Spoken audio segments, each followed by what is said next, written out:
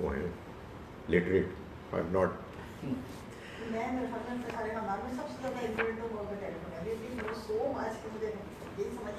سورہ صاد. بسم اللہ الرحمن الرحیم. سورہ صاد which is سورہ نمبر 38، اس کو ہم نے آج شروع کرنا ہے. اعوذ باللہ من الشیطان الرجیم. بسم اللہ الرحمن الرحیم. صاد والقرآن ذی الذکر. یہ سورہ صاد ہے، قسم ہے قرآن کی، یعنی گواہی دیتا ہے قرآن ذی الذکر، ذکر والا. صاد یہ اس سورہ کا نام ہے اور یہ قرآن مجید کا اپنا دیا ہوا نام ہے. قرآن مجید کی صورتوں میں جن صورتوں کا آغاز حروف مقطعات سے ہوا ہے وہ قرآن کی دی گئی، تجویز کی گئی صورتوں کے نام ہیں. کسی کا نام ہونا ہی بہت کافی ہے اس کے تعارف کے لیے، اس کو سمجھنے کے لیے. لیکن ظاہر ہے کہ اللہ تعالیٰ سے اس بات کی توقع نہیں ہے کہ وہ کوئی نام تجویز کریں اور اس کا کوئی مفہوم نہ ہو. چنانچہ یہ بات میں کئی مرتبہ بیان کر چکا کہ قرآن مجید کے صورتوں کے آغاز میں یہ حروف مقطعات جو آتے ہیں، اور ان کے بارے میں ہمارے ہاں جو بات مشہور ہے وہ یہ ہے کہ ان کا مفہوم کوئی نہیں جانتا. اللہ اور اس کے رسول جانتے ہیں، باقی ہم لوگ نہیں جانتے. اس سے پھر ایک مزید غلط فہمی کا دروازہ کھلتا ہے جو لوگوں نے کھولا، اور دروازے کا حال یہ ہے کہ آپ جتنا کھول لیں کھل جائے گا. یعنی یہ کھلا کہ چنانچہ قرآن مجید خود یہ بتا رہا ہے کہ یہ کوئی ضروری نہیں ہے کہ آپ اس کو سمجھ کے پڑھیں. جب اس نے اپنی بہت سی صورتوں کے آغاز ہی میں اس بات کا اہتمام کر دیا کہ اس میں کچھ ایسے حروف ہیں کہ جن کے بارے میں یہ طے ہے کہ ان کا کوئی مفہوم نہیں سمجھ سکتا، تو معلوم یہ ہوا کہ اللہ نے بالکل شروع ہی میں یہ بات بتا دی کہ قرآن نہیں سمجھ سکتے تم سارا، تو اس لیے تم اس کو سمجھ کے پڑھو یا نہ پڑھو. ٹھیک ہے، سمجھ کے پڑھنا اچھی بات ہے، لیکن نہ سمجھ کے پڑھنا بھی کوئی بری بات نہیں ہے. تو یہ کمال ہو جاتا ہے. انسان کا ذہن کیا کیا سوچتا ہے، کیا کیا دلائل لاتا ہے. بعض اوقات ایسا ہوتا ہے کہ انسان کسی غلطی میں غلط فہمی کی وجہ سے پڑ جاتا ہے. اس میں اور بہت سارے فیکٹرز ہوتے ہیں، ماحول ہوتا ہے، جذبات ہوتے ہیں. لیکن جو بات میں گزارش کر رہا ہوں وہ یہ ہے کہ انسان کو اپنی ہر رائے کے بارے میں نظر ثانی کے لیے تیار رہنا چاہیے. یہ آپ یوں سمجھیے کہ سچائی کو جاننے اور ہدایت کو پانے کی کلید ہے. میں اب تک جو جانتا ہوں وہ یہ ہے اور اس کے دلائل یہ ہیں. میں اپنے جانی ہوئی باتوں کے غلط ہونے کے امکان کو مانتا ہوں، لیکن جب تک غلطی واضح نہیں ہوگی اس وقت تک میں وہی مانوں گا جو مجھے بات سمجھ میں آ رہی ہے. تو میں گزارش یہ کر رہا تھا کہ اسی طرح کا ایک حرف ہے نون، جو سورہ نون سے پہلے آیا ہے. میں کئی مرتبہ بیان کر چکا ہوں. اس کا مطلب ہے مچھلی، اور جس سورہ کے آغاز میں آیا ہے اس سورہ میں مچھلی والے یعنی یونس علیہ السلام کا ذکر ہے.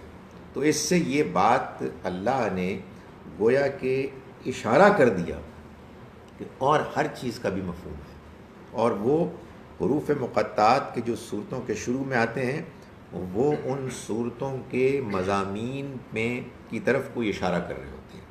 اب یہ ایک دروازہ کھل گیا کہ آپ تحقیق کریں، اور جیسے نون کے بارے میں معلوم ہو گیا ہے صاد کے بارے میں معلوم کریں، طٰہٰ کے بارے میں معلوم کریں. یہ بالکل ایسے ہی ہے کہ جیسے مثال کے طور پر آپ کو کہیں کسی جگہ پر تیل کا ذخیرہ مل گیا تو معلوم یہ ہوا کہ دنیا میں تیل کے ذخیرے ہیں، اب آپ جستجو کریں، یہ تو نہ کہیں نا کہ دنیا میں اب کہیں اور تیل نہیں ہے۔ سو بالکل ایسے ہی اللہ نے انسان کی جو جستجو کی حس ہے اس کو بیدار کیا ہے، اور چلیں مان لیجئے کہ یہ کیا ہے کہ بعض چیزیں ہیں کہ جن کے مفہوم کو ذرا مشکل بنا دیا سمجھنا، لیکن بہرحال ایک واضح اشارہ کیا ہے کہ سمجھنا ناممکن نہیں ہے، اور پروبیبلی اس میں مقصد یہ بھی ہے کہ آدمی انکساری اور عاجزی کے ساتھ اپنے کم علمی کا اعتراف کر لے کہ بھائی ابھی تک بات سمجھ میں نہیں آئی ہے، لیکن اس کے لیے ہم اوپن رہیں گے۔ سواد، یہ سورہ سواد ہے۔ والقرآن ذی الذکر، قسم ہے ذکر والے اس قرآن کی، یعنی گواہ ہے ذکر والا یہ قرآن۔ میں یہ بات آپ کو کئی جگہوں پر بتا چکا ہوں کہ قرآن مجید میں جہاں قسم آتی ہے اس سے مراد ہوتی ہے گواہی، دلیل، ثبوت، کس بات کا؟ جو آگے بیان ہو رہی ہے، والعصر ان الانسان لفی خسر، وہ زمانہ کہ جو پچھلے رسولوں کا گزر گیا جس میں ان کی قوم کے لوگوں نے انکار کے بعد اللہ کے عذاب کو دنیا ہی میں فیس کیا، وہ زمانہ اس بات پر گواہ ہے کہ یہ لوگ بھی نقصان سے دوچار ہونے والے ہیں، یہ انسان بھی نقصان سے دوچار ہونے والے ہیں۔ اسی طرح سے یاسین والقرآن الحکیم، یہ سورہ یاسین ہے، اور یہ پر حکمت قرآن گواہ ہے اس بات پر کہ انک لمن المرسلین، کہ اے پیغمبر آپ رسولوں میں سے۔ بعض اوقات کیا ہوتا ہے کہ قرآن مجید میں ایک بات کہی جاتی ہے اور اس بات کا جو اگلا نتیجہ ہے وہ اتنا آبویس ہوتا ہے کہ وہ نہیں کہا جاتا، جس کو آپ کہتے ہیں نا حذف، وہ حذف ہو جاتا ہے، وہ امپلائیڈ ہونے کی وجہ سے اس کو بیان نہیں کیا جاتا۔ یہاں بھی یہی معاملہ ہوا ہے کہ گواہ ہے یہ ذکر والا قرآن کہ یہ اللہ کی کتاب ہے اور ان کے پاس اس کے انکار کی کوئی دلیل نہیں، یہ بات اصل میں کہی گئی۔ قرآن ذکر والا، یعنی یہ قرآن اصل میں ہے کیا؟ یہ ذکر ہے، یہ یاد دہانی ہے۔ قرآن مجید نے اپنے جو نام بیان کیے ہیں ان میں ایک قرآن ہے، یعنی وہ کتاب جو پڑھی جاتی ہے، پڑھی جانے والی۔ دوسری چیز الفرقان ہے، جو صحیح اور غلط میں فرق کرنے والی کتاب ہے، اور تیسرا الذکر، یہ یاد دہانی ہے۔ کس چیز کی یاد دہانی ہے؟ جو آپ پہلے سے جانتے ہیں۔ ہر انسان اس دنیا میں اللہ کی طرف سے صحیح اور غلط، نیکی اور بدی کا شعور، احساس لے کر آیا ہے۔ ہم اس کو بھول جاتے ہیں، ہم اس کو نظر انداز کر دیتے ہیں۔ قرآن مجید اس کی یاد دہانی کراتا ہے۔ اسی طرح سے قرآن مجید نے اس حقیقت کی یاد دہانی کرائی ہے جو بعد میں آنے والی ہے، یعنی قیامت۔ ایک دن آنے والا ہے جب تمام انسانوں کو اللہ کے حضور میں جواب دہی کے لیے کھڑا ہونا ہوگا، اور اس کے بعد ان کا فیصلہ کیا جائے گا، یا وہ کامیاب ٹھہریں گے یا وہ ناکام ٹھہریں گے۔ اور اسی طرح سے قرآن یاد دہانی کراتا ہے ان واقعات کی بھی جن کو ہم کہتے ہیں چھوٹی قیامت، قیامت صغریٰ، یعنی رسولوں کی زندگی میں ایسا ہوتا ہے کہ وہ اپنی قوم کو جب خطاب کرتے ہیں اور وہ انکار کرتے ہیں تو ان کے اوپر اللہ کا عذاب آ جاتا ہے۔ تو قرآن مجید نے ان بعض واقعات کی بھی یاد دہانی کی۔ تو چنانچہ اللہ تعالیٰ فرماتے ہیں کہ گواہ ہے یہ یاد دہانی کرانے والا، ذکر والا قرآن کہ یہ اللہ کی طرف سے ہے، اور یہ لوگ کہ جو اس کا انکار کر رہے ہیں ان کے پاس کوئی دلیل نہیں۔ آپ کہیں گے آپ نے کوئی جملہ لمبا کر دیا ہے، اصل میں جو لمبا جملہ ہے اس کی دلیل اگلی آیت ہے، کیونکہ اس میں کہا گیا بل الذین کفروا، یعنی جو انکار کرنے والے ہیں ان کے پاس کوئی دلیل نہیں ہے، بلکہ یعنی ان کے انکار کی وجہ یہ نہیں ہے کہ ان کے پاس کوئی دلیل ہے، نہیں، ان کے پاس کوئی دلیل نہیں ہے، بلکہ الذین کفروا، وہ لوگ کہ جنہوں نے کفر کیا، فی عزت و شقاق، وہ عزت یعنی عزت نفس، تکبر میں مبتلا ہیں، و شقاق اور ضد میں مبتلا، یا ضد میں آ گئے، ضدم ضدہ۔ یہ اصل میں ایک بیماری ہے کہ آپ کسی وجہ سے، جس کو ہم کہتے ہیں کھچ میں آ گئے، پھنس گئے آپ، اور کیوں پھنس گئے؟ اس کی ایک وجہ تکبر ہے، میں اس کی بات کیوں مانوں، اور آدمی بس پھنس جاتا ہے۔ اللہ سے پناہ مانگنی چاہیے اس بات پر کہ آدمی کبھی اس طرح کی بیماری میں مبتلا ہو کہ کسی شخص کے، فرد کے، قوم کے بارے میں آپ یہ رویہ اختیار کر لیں کہ نہیں، ہم نے تو ان کی بات ہی نہیں سنی، وہ تو بندہ ہی قابل نہیں ہے۔ تو معلوم ہوتا ہے کہ اصل میں یہی کفر کا نقطۂ آغاز ہے کہ انسان ضد میں مبتلا ہو جائے۔ تو فرمایا کہ ایسا نہیں ہے کہ ان کے پاس کوئی دلیل ہے۔ اب آپ یہ دیکھیں یہ کیسے ہے، اس میں ذکر کہہ کے وہ ساری بات کہہ دی کہ بھائی اس کا انکار کیسے ہو سکتا ہے، تو تمہارے اپنے دل کی بات ہے، تمہارے اپنے فطرت میں جو کچھ پہلے سے موجود ہے یہ تو اس کی یاد دہانی کرا رہا ہے، تو اس کا انکار کیسے ہو سکتا ہے؟ نہیں، ان کے پاس انکار کرنے کی کوئی وجہ نہیں ہے، بلکہ اصل بات یہ ہے کہ وہ لوگ کہ جنہوں نے انکار کیا وہ عزت نفس، تکبر کی بیماری میں مبتلا ہیں، اور وہ ضد میں آ گئے، یعنی انہوں نے یہ ٹھان لی ہے کہ ہم نے نہیں ماننا، جس کو کہتے ہیں نا میں نہ مانوں، یہ انہوں نے کہہ دیا، اور وہ جو چیز طے کر چکے ہیں اب اس پر نظر ثانی کے لیے تیار نہیں ہے۔ جی، عزت نفس۔ کم اہلکنا من قبلہم، قرآن مجید نے اب اس رویے کے کئی جوابات دیے ہیں، کئی رسپانسز دیے ہیں۔ وہ ظاہر ہے کہ جو لوگ انکار کرتے تھے وہ اپنے انکار کرنے کے اس پروسیس میں پیغمبروں کی اس بات کا بھی انکار کرتے تھے، مذاق اڑاتے تھے کہ یہ آپ جو کہہ رہے ہیں کہ ہمیں عذاب آئے گا، کدھر سے آئے گا، کیسے آئے گا، وہ اس کو بھی نظر انداز کرتے تھے۔ ان کا خیال تھا کہ یہ عذاب نہیں آئے گا۔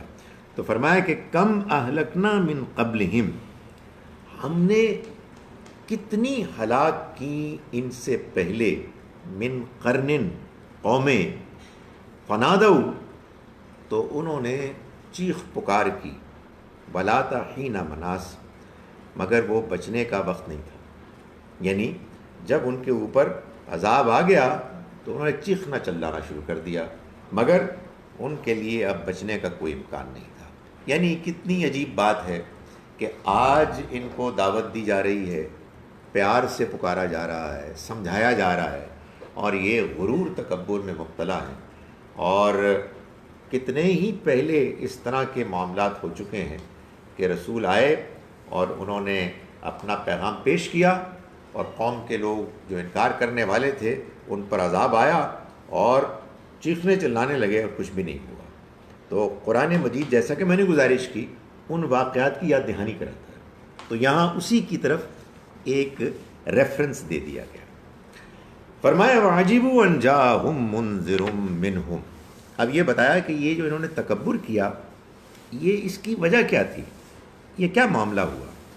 فرمایا انہوں نے تعجب کیا، ان جاءہم منذر منہم، کہ ان کے پاس آیا ایک خبردار کرنے والا، منذر خبردار کرنے والا، وارن کرنے والا، منہم خود انہی میں سے۔ ڈرانے کا مطلب خبردار کرنا۔ لوگ دیکھیں، ڈرانا میں اس لیے اوائڈ کرتا ہوں کہ ڈرانے میں عام طور پر ہوتا ہے کہ پتہ نہیں ہے بھی کہ کوئی چیز نہیں، ماں بچے کو ڈرا رہی ہے بھوت سے یا کسی اور چیز سے۔ یہ خبردار کرنا وہ ڈرانا ہے کہ جو ریئل ہے، تو اس لیے میں پریفر کرتا ہوں خبردار کرنے کو، ظاہر ہے لفظ کے انتخاب ہے۔ تو منذر یعنی خبردار کرنے والا، ایک سچے واقعے سے ڈرانے والا، یہ کہیے آپ. تو واجب ان جاءہم، اور انہوں نے تعجب کیا کہ آیا ان کے پاس منذرن، ایک خبردار کرنے والا، منہم، انہی میں سے. یعنی یہ پرابلم تھی کہ یا یہ کوئی بات ہوئی، یہ ہمارے میں سے کیوں آیا؟ آنا ہی تھا تو پھر میں کیوں نہیں، میں نہیں تھا، مجھے کیوں نہیں کہا گیا؟ میں زیادہ طاقتور ہوں، پیسے بھی میرے پاس زیادہ ہیں، مشہور بھی میں زیادہ ہوں، سینئر بھی میں ہی ہوں. یہ تو ہمارے کل کے بچے تھے، ظاہر ہے کہ جو زیادہ بڑی عمر کے قریش کے لوگ تھے وہ یہ کہہ رہے ہوں گے، تو یہ کیا بات ہوئی؟ سو یہ اس طرح کی باتیں وہ کرتے تھے کہ انہی کے اندر سے آیا. اس پر انہوں نے تعجب کیا. وقال الکافرون، اور کہا ان کافروں نے، ان انکار کرنے والوں نے، ھذا ساحر کذاب، یہ ساحر ہے، جادوگر ہے، اور کذاب سخت جھوٹا ہے. کاذب ہوتا ہے جھوٹ بولنے والا، اس میں مبالغہ ہے. یہ ظاہر ہے کہ جب مخالفت یہاں تک پہنچ جاتی ہے تو تب یہ ایک بڑا جرم بن جاتا ہے. اختلاف تو ہوتا ہی ہے، لیکن اختلاف اگر نیک نیتی پر مبنی ہو، سچائی اس کی بنیاد ہو، تو جلد یا بدیر چیزیں واضح ہونے لگتی ہیں اور کچھ اعتراف بھی ہو جاتا ہے.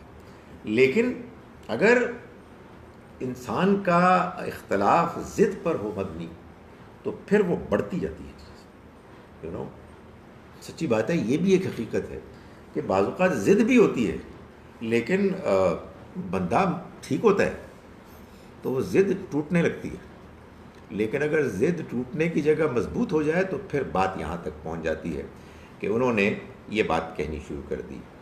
جادوگر تو ایک پروپیگنڈے کا ایک سٹیٹمنٹ تھا. پروپیگنڈا اس لیے کہ اصل میں قرآن اور نبی اکرم صلی اللہ علیہ وسلم کا یہ جو کمبینیشن تھا یہ لوگوں کو متاثر کر رہا تھا، اور لوگ ہل رہے تھے اور مان رہے تھے. جو نہیں بھی مان رہے تھے ان کی بھی شکل سے لگ رہا تھا کہ نروس ہیں. تو اب یہ کیا کریں؟ جن کی اپنی ساری چودراہٹ، جن کی یہ اقتدار، ان کا وہ جو کلچر تھا، ان کی تہذیب، ان کا مذہب، سب پیروں تلے نکل رہا تھا. تو پھر انہوں نے کچھ نہ کچھ تو کہنا تھا کہ یار یہ تمہیں چیز متاثر کر رہی، کچھ نہیں ہے، یہ جادوگری ہے، الفاظ کی جادوگری ہے. اور دوسری چیز کذاب انہوں نے کہا. یہ جو بیان ہے اس میں میں دو باتیں کرنا چاہتا ہوں. یعنی ہوتا ہے نا کہ آپ اصل میں تو کیا کر رہے ہیں، قرآن پڑھ رہے ہیں سادہ ترجمہ، اور میں اس کو ڈسکرائب کر رہا ہوں. لیکن بعض اوقات آدمی کا جی چاہتا ہے کہ ایک فٹ نوٹ میں ایک بات ذرا ڈسکرائب کر دے، موقع سے فائدہ اٹھا کے. ایک چیز تو اس سے آدمی کو یہ معلوم ہوتی ہے کہ مخالفت سے نہیں گھبرانا چاہیے، اس لیے کہ مخالفت اگر برائے مخالفت ہے تو اس کی کوئی حیثیت نہیں. جتنے بڑے انسان دنیا میں آئے ان کی بڑی مخالفت ہوئی اور لوگوں نے شور مچایا، لیکن وہ اپنے موقف پر ثابت قدم رہے. دوسری بات جو میں گزارش کرنا چاہتا ہوں وہ یہ ہے کہ یہ جو الفاظ ہیں، یہ الفاظ ساحر کذاب، یہ کیا ہے؟ یہ بلیسفمی ہے. یہ میرے اور آپ کے بارے میں نہیں ہے، یہ نبی صلی اللہ علیہ وسلم کے بارے میں بتائی جا رہی ہے، اور آپ ان کی تلاوت فرما رہے ہیں اور میں اس کی تشریح فرما رہا ہوں. تو اس سے کیا معلوم ہوا؟ اس سے معلوم ہوا کہ یار لوگ باتیں کریں گے، اس میں اپسٹ ہونے کی کیا بات ہے؟ اٹ ہرٹس اس، مگر یار ہمیں جواب دینا ہے، ہمیں سمجھانا ہے، مخالفت کرنے والوں کی مخالفت کو فیس کرنا ہے. یہ کیا بات ہوئی کہ آپ نے سنا کہ کہیں کسی نے کوئی تقریر کر دیا، آپ نے ٹائر جلانے شروع کر دیا، آپ نے اپنی سڑکیں توڑنی شروع کر دی. یہ سارا جو ہمارے ہاں کا ری ایکشن ہے اس کی ایک بڑی وجہ یہ ہے کہ وہ قرآن ہی نہیں پڑھتے. ان کو یہ معلوم ہونا چاہیے کہ نبی اکرم صلی اللہ علیہ وسلم کی زندگی میں تو یہ اس طرح کی بدتمیزیاں ہوئی ہیں. ان الفاظ کو ہم پڑھتے ہیں اور ان میں سب سے نمایاں یہ کہ وہ سری جو انہوں نے بات کی، مطلب اللہ میاں کہہ سکتے تھے کہ انہوں نے بڑی بری باتیں کی آپ کے بارے میں، نہیں، وہ بات ریپیٹ کر دی جس کو آپ پڑھ رہے ہیں. اس سے معلوم یہ ہوا کہ ہمیں تو اصل میں جو ایمان ہم لائے ہیں اس میں اس کے پروسیس میں یہ بات شامل ہے، اس میں شدید تنقید، واہیات تنقید ہے کہ جو ہوئی ہے، اور اس کا جواب دیا گیا ہے، اور اس کو ہم سمجھتے ہیں اور ہم اس کو برداشت کرتے ہیں اور ہم اس کا جواب دیں گے، ہم لوگوں کو سمجھائیں گے. بعض اوقات یہ بھی ہوگا کہ اسی طرح کی انتہائی بیہودہ باتیں کرنے والے لوگ بعد میں مان جائیں گے، لیکن اگر آپ پہلے ہی ریئیکشن میں آپ نے لوگوں کو مارنا شروع کر دیا، بڑی عجیب بات ہے. سر یہ جو بھی آپ نے بات کی ہے نا کہ وہ والی بات ریپیٹ کی گئی ہے قرآن پاک میں، یہ میں نے حضرت لوط کے واقعے میں پہلی دفعہ نوٹ کیا تھا کہ ان لوگوں کی، وہ جو تھے اس قوم کے لوگ، ان کی جو فلس تھی جی اس کو بیان کیا گیا ہے. حالانکہ یو کنسیڈر دی قرآن پاک as a holy word of God which it is، مگر اللہ تعالیٰ didn't hesitate to commune with us the wordings and the mannerisms those people جو وہ بات بیان کرتے تھے تاکہ آپ سمجھیں، آپ کو یہ چیز ہٹ کرے، آپ سوچیں کہ ایسا ایسا ہوا ہے. یہاں بھی آپ دیکھیں وہ الفاظ ریپیٹ کر دیے گئے ہیں، ورنہ آپ غور کریں کوئی ضرورت نہیں تھی. اگر اللہ تعالیٰ ہم سے یہ توقع کرتے کہ ہمیں اس بارے میں اتنا زیادہ سینسیٹیو ہونا ہے کہ ذرا سی بھی کوئی بات نکلے خلاف تو کہ نہیں یہ میں نہیں برداشت کر سکتا، مارو اس بندے کو. ارے بھائی ہم وہ پڑھ رہے ہیں، قرآن میں محفوظ کر دیا گیا ہے، قیامت تک لوگ اس کی تلاوت کریں گے، اس کو پڑھ کے ثواب حاصل کریں گے. سو بات یہ ہے کہ ہمارا مذہبی رویہ ٹھیک ہونا چاہیے. It should not be based on any thing else but the قرآن. آگے سنیں.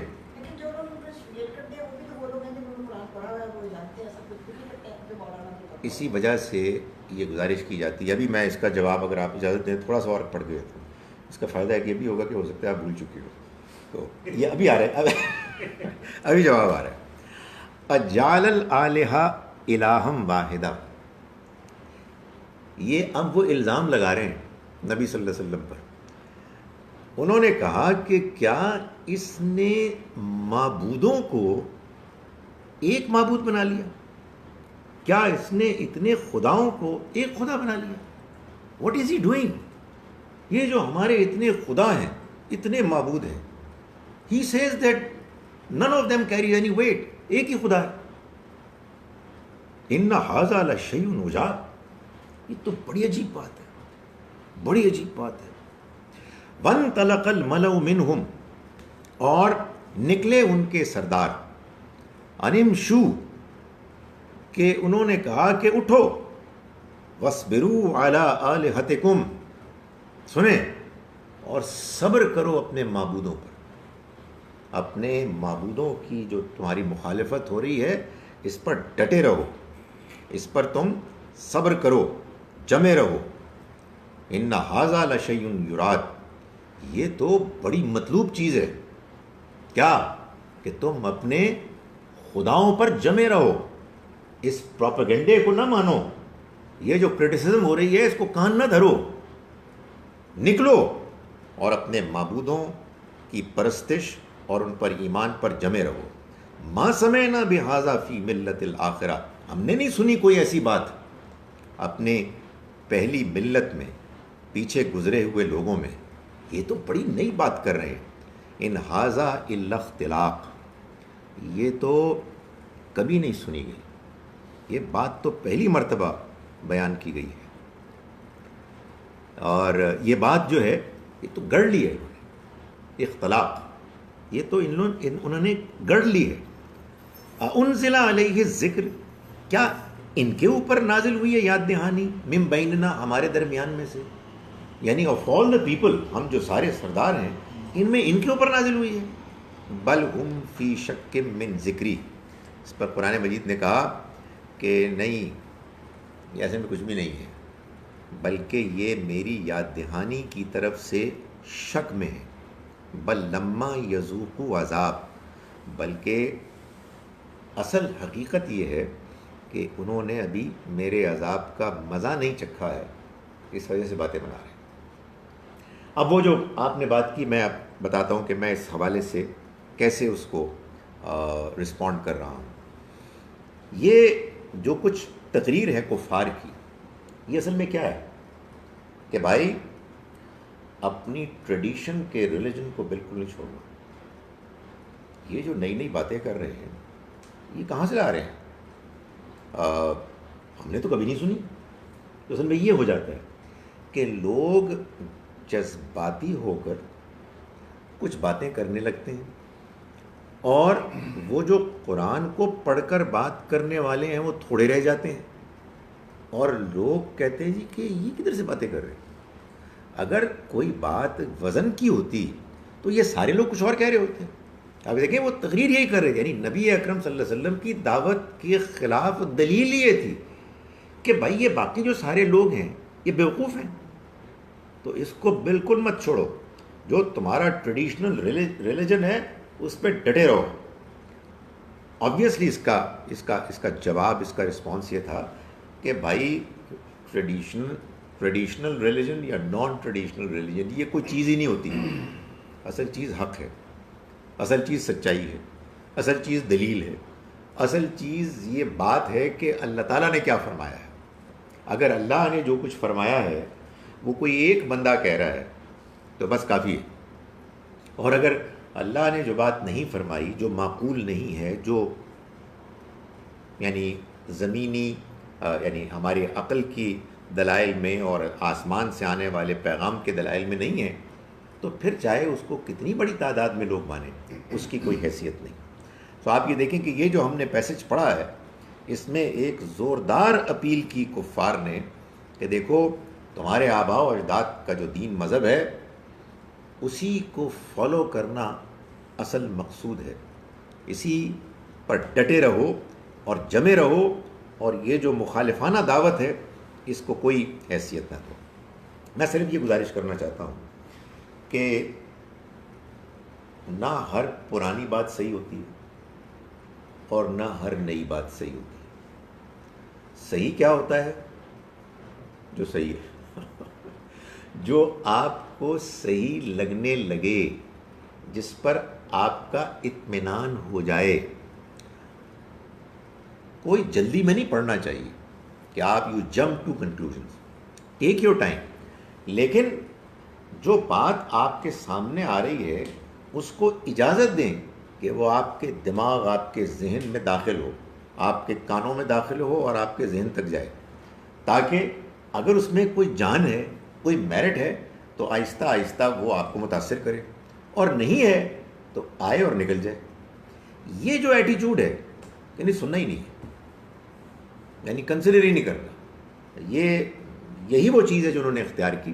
اور اس کے لیے جو دلائل تھے وہ بالکل بوگس قسم کے دلائل تھے کہ یار باقی سارے لوگ غلط ہیں، باقی سارے بیوقوف ہیں. نہیں، یہ کچھ بھی نہیں ہے یار. بعض اوقات یہ بھی ہو سکتا ہے کہ بہت سمجھدار لوگ ہوتے ہیں لیکن نہیں سمجھ میں آتی. نئی اپیل کے پیغمبر تو نہیں تھے نا. یعنی میں لوگوں کو یہ کہتا ہوں کہ ہمارے بزرگ علماء اتنی چیزیں ہیں جن میں انہوں نے صحیح بات کو سمجھ لیا. سب چیزوں میں سمجھ لیں کوئی گارنٹی نہیں ہے. یعنی میں سچی بات یہ ہے کہ آپ کو اگر بتانا شروع کروں بعض باتیں تو آپ کہیں گے حیرت ہے. یعنی حقیقت واقعہ یہ ہے کہ ہمارے ہاں ایک طویل عرصے تک غلام اور لونڈی رکھنا یہ بالکل ایک معمول تھا. Absolutely no trouble what's ever. اور ابھی بھی لوگ مانتے ہیں اور کہتے ہیں بالکل یہ دین کے مطابق ہے. یہ تو ہم اصل میں متاثر ہوئے ویسٹ سے. کوئی لڑائی ہوئی انڈیا کے ساتھ تو انشاءاللہ العزیز غلام بھی بنائیں گے، لونڈیاں بھی بنائیں گے. اب یہ کیا ہے؟ بات یہ ہے کہ ایک زمانہ تھا جب یہ پوائنٹ آف ویو کوئی اتنی بری بات تھا ہی نہیں، آدمی کو کوئی پرابلم نہیں ہوتی تھی. اب آپ کو جب پرابلم ہوئی اور آپ قرآن کو پڑھنے لگے تو آپ کو معلوم ہو یار قرآن نے بھی اس کو ختم کیا. یہ ہو جاتا ہے بعض اوقات. سو اس لیے جو میں گزارش کر رہا ہوں وہ یہ ہے کہ ٹریڈیشن بہت اچھی چیز ہوتی ہے، ٹریڈیشن کا احترام کرنا چاہیے. لیکن جب یہ بات محسوس ہونے لگے کہ ٹریڈیشن کی بعض چیزیں غلط ہیں، دین کے، دلیل کے، عقل کے خلاف ہیں، تو پھر چھوڑ دینا چاہیے. اور اس میں کوئی جلدی کرنے کی ضرورت نہیں ہے. مگر یہ جو ڈائلاگ ہے، ڈسکشن ہے، اور ایک دوسرے کی بات سننا، سمجھنا، سمجھانا، یہ پروسیس جاری رہنا چاہیے. سر یہ تو وہ بندہ کرے گا نا جو اویئر ہوگا اس چیز سے کہ اس کیٹیگری کے اندر میں فال کر رہا ہوں کہ I am not even letting go of my tradition. جو اویئر ہی نہیں ہے وہ کیا کرے کہ یہ غلطی کر رہا ہے. دیکھیں اگر کوئی شخص ایسا ہے کہ جس کو اندازہ ہی نہیں ہو رہا تو پھر وہ بے قصور ہے. لیکن کیا ایسا بھی ہے؟ سچی بات یہ ہے کہ جب آپ ایک کراؤڈ میں شامل ہوتے ہیں اور وہ کراؤڈ اصل میں پتھر مار کے شیشے توڑ رہا ہے تو یہ تو نہیں ہو سکتا ہے بندہ گیا مجھے تو پتہ ہی نہیں سارے کر رہے ہیں تو میں بھی کروں. وہ کیا کہہ رہے ہیں؟ ایک بندے کو گالیاں دے رہے ہیں. تو یار ویٹ اے منٹ، اوکے اختلاف ہوگا مگر میں گالیاں نہیں دے سکتا، میں کوئی غیر اخلاقی حرکت نہیں کر سکتا. یہ کیا بات ہوئی کہ یار آپ پیچھے پڑ گئے کسی کے؟ I want to understand what he saying. So you know ایسا نہیں ہوتا کہ آدمی کو سمجھ میں نہیں آتی. میں مانتا ہوں بعض اوقات ذرا دیر میں آتی ہے، لیکن میں یہ کہہ رہا ہوں کہ پیغمبروں کے علاوہ ہر دوسرے آدمی کی بات کے بارے میں یہ امکان ذہن میں رکھنا چاہیے کہ وہ غلط ہو سکتا ہے. ہر چیز میں غلط نہیں، کہیں کہیں. سو یو نو اس کے لیے آپ کو خود سے کرنا. یار میرے پاس ذرا he is not agreeing with me. چکر کیا ہے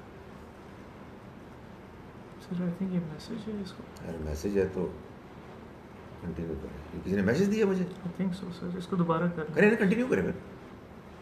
یہ چھوڑیں پھر اس کو. اگر میسج ہے تو پھر ٹھیک ہے، مطلب کسی نے مذاق کیا اگر. جی میسج ہے. میں نے یہ نہ کریں جی، میں تو گھبرا گیا. یہ جو آپ نے بڑے بڑے سے 2 ہارٹ بنائے ہیں، آنکھوں کی جگہ پر 2 دل ہیں، میں تو ڈر ہی گیا. اچھا جناب، ام عندهم خزائن رحمت ربک العزیز الوہاب، کیا ان کے پاس تمہارے رب کی رحمت کے خزانے ہیں؟ وہ رب کے جو زبردست ہے، جو وہاب ہے، بہت دینے والا ہے. یعنی یہ لوگ یہ انکار کرنے والے کسی اور کو ہماری عنایتوں مہربانیوں کا حقدار ہی نہیں سمجھتے. ان کا خیال یہ ہے کہ دنیا کے بھی سارے خزانے اور دنیا کے علاوہ بھی اگر کوئی منصب ہیں تو وہ بھی انہی کو ملنے چاہیے. تبھی تو یہ واویلا مچا رہے ہیں کہ یہ ان کو کیوں مل گیا، کسی اور کو کیوں نہیں ملا. تو اللہ تعالیٰ نے فرمایا کہ ام عندہم خزائن رحمت ربک، کیا تمہارے پروردگار کی رحمت کے خزانے انہی کے پاس ہیں؟ وہ پروردگار جو عزیز اور وہاب ہے، زبردست ہے اور بہت کھل کر دینے والا ہے. زبردست اس لیے کہا کہ اس کے اوپر کسی کا انفلوئنس نہیں ہے، اور وہاب وہ بے پناہ دینے والا، عنایت کرنے والا ہے. یعنی اس کے لوگوں کو عنایت کرنے کے معاملے میں کوئی رکاوٹ نہیں ہے کہ وہ ابو لہب اور ابو جہل کو تو دے لیکن محمد صلی اللہ علیہ وسلم کو نہ دے. یہ سمجھتے ہیں. یہ کیا ان کا خیال یہ ہے کہ سارے خزانے جو ہیں وہ انہی کی تحویل میں ہیں، انہی کے پاس ہیں؟ تو یہ اللہ تعالیٰ ان کے بارے میں ان کے رویے پر کہہ رہے ہیں.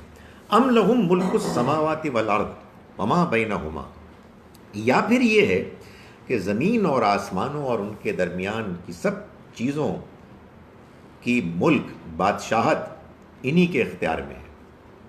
کیا یہ بات ہے جس کی وجہ سے یہ اتنے اپسیٹ ہوئے ہیں کہ یہ آخر اللہ کا پیغام ان کے پاس کیوں آ گیا؟ فَلْيَرْتَقُوا فِي الْأَسْبَابِ، اگر ایسا ہے تو پھر آسمانوں میں یہ چڑھ جائیں. یعنی اگر سارے خزانے انہی کے لیے ہیں تو پھر ان کو روکا کس نے؟ چڑھے آسمان پر اور اس کی رحمت کو روک لیں. یہ مطلب کس چیز پر ان کو اتنا غصہ ہے، کس چیز پر یہ تکبر کیے ہوئے ہیں، کس خیال سے یہ مخالفت کر رہے ہیں؟ کیا سارے خزانے ان کے ہیں؟ کیا ان کے پروردگار العزیز الوہاب نے سب کچھ انہی کے لیے کیا ہے؟ اگر ایسا ہے تو پھر چڑھ جائیں آسمانوں کے سیڑھیوں پر، زینوں پر، اور لے آئیں جو کچھ بھی ان کا خیال ہے کہ ان کے لیے ہے. جندم ما ہنالک مہزوم من الاحزاب، جندم ما یعنی یہ لشکروں میں سے کوئی بڑے سے بڑا لشکر. فرمایا کہ اس میں یہ بات امپلائڈ ہے کہ لشکروں میں سے بڑے سے بڑا لشکر اگر اللہ کے مقابلے میں آئے گا تو محزوم من الاحزاب، تو وہیں شکست کھا کر رہے گا، وہ بچے گا نہیں، محزوم ہو جائے گا۔ تو یہ فرمایا کہ یہ جان لیں کہ اس طرح کے غلط تصورات میں وہ اپنے آپ کو مبتلا کر کے خراب نہ کریں۔ یہ سب کا سب کائنات کا خزانہ یہ اللہ کے اختیار میں ہے، اور اگر اس نے امتحان کی غرض سے دولت، شہرت، سیاسی طاقت، اقتدار، بیت اللہ کا اختیار قریش کے لیڈرز کو دیا ہوا ہے، تو اس کا یہ مطلب نہیں ہے کہ وہ بس انہی کو دینے کا پابند ہو گیا ہے اور کسی اور کو دے نہیں سکتا۔ نہیں، اس کے خزانے ہیں، وہ جن کو چاہے نوازے۔ اس نے اپنے پیغمبر صلی اللہ علیہ وسلم کا انتخاب کیا ہے اور اپنی حکمت کے ساتھ کیا ہے۔ فرمایا کذبت قبلہم قوم نوح وعاد وفرعون ذو الاوتاد، جھٹلایا ان سے پہلے قوم نوح، نوح کی قوم نے بھی، وعاد عاد نے، وفرعون اور فرعون نے، ذو الاوتاد جو میخوں والا تھا۔ میخوں والا یعنی فوجوں والا۔ یہ اللہ تعالیٰ نے بار بار ریفرنس دیا ہے ماضی کی بعض قوموں کا کہ ان کے ساتھ بھی وہی واقعات ہوئے جو تمہارے ساتھ ہو رہے ہیں، اور ان کا پھر انجام ہوا کہ جو ان کا انجام ہونے والا ہے۔ سو جس کو کہتے ہیں نا، قرآن حجت تمام کر دیتا ہے، بات کو آخری حد تک واضح کر دیتا ہے، جس کے بعد اگر قوم پھر بھی انکار پر اڑی رہے تو پھر اس پر عذاب آنا لازم ہے۔ یہاں نوح علیہ السلام کے بعد عاد جو پرانی قوم تھی عرب ہی کے اس علاقے کی، اور پھر فرعون کا حوالہ دیا جو میخوں والا، اوتاد وتد کی جمع ہے، اور یہ وہ پیگز، اینٹیں اور کیلیں جو ٹھونکتے ہیں جن پر کہ خیمے کھڑے ہوتے ہیں۔ سو یہ یوں سمجھیے کہ بیان ہے ایک انداز میں، اشارے میں اس کی فوجوں کا، یعنی فرعون کے بارے میں کہا جاتا ہے کہ یہ پہلا بادشاہ تھا جس کی سٹینڈنگ آرمیز تھیں، یعنی عام طور پر طریقہ یہ ہوا کرتا تھا کہ کسی موقع پر اگر بادشاہ کو ضرورت پیش آ گئی تو کوئی قبیلہ ادھر سے آیا، کوئی ادھر سے آیا، سب نے اپنے اپنے سولجرز کو چپ ان کیا اور ایک فوج بن گئی۔ لیکن ذو الاوتاد، اس سے معلوم ہوتا ہے کہ یہ وہ بادشاہ تھا کہ جس نے اپنی فوجوں کو اسی مقصد کے لیے مخصوص کیا ہوا تھا، جیسے ہوتا ہے نا، جیسے اب ہمارے ہاں پیڈ آرمیز، آرمڈ فورسز، تو یہ اس طرح کی اس کی فوج تھی۔ ظاہر ہے کہ یہ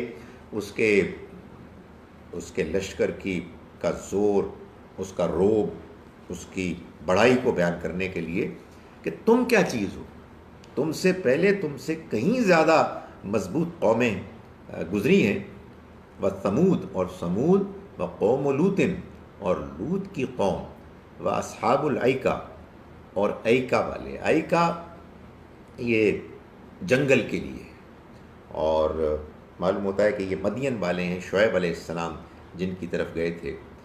اولئک الاحزاب، فرمایا کہ یہ گروہ تھے۔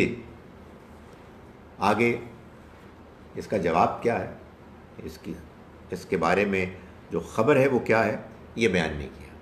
یعنی مطلب آبویس ہے کہ یہ وہ گروہ تھے کہ جنہوں نے اسی طرح سے شکست پائی، اسی طرح سے ان کو اللہ کے ہاں شکست ہوئی، جیسے کہ ذکر ابھی پیچھے ہوا کہ محزوم من الاحزاب۔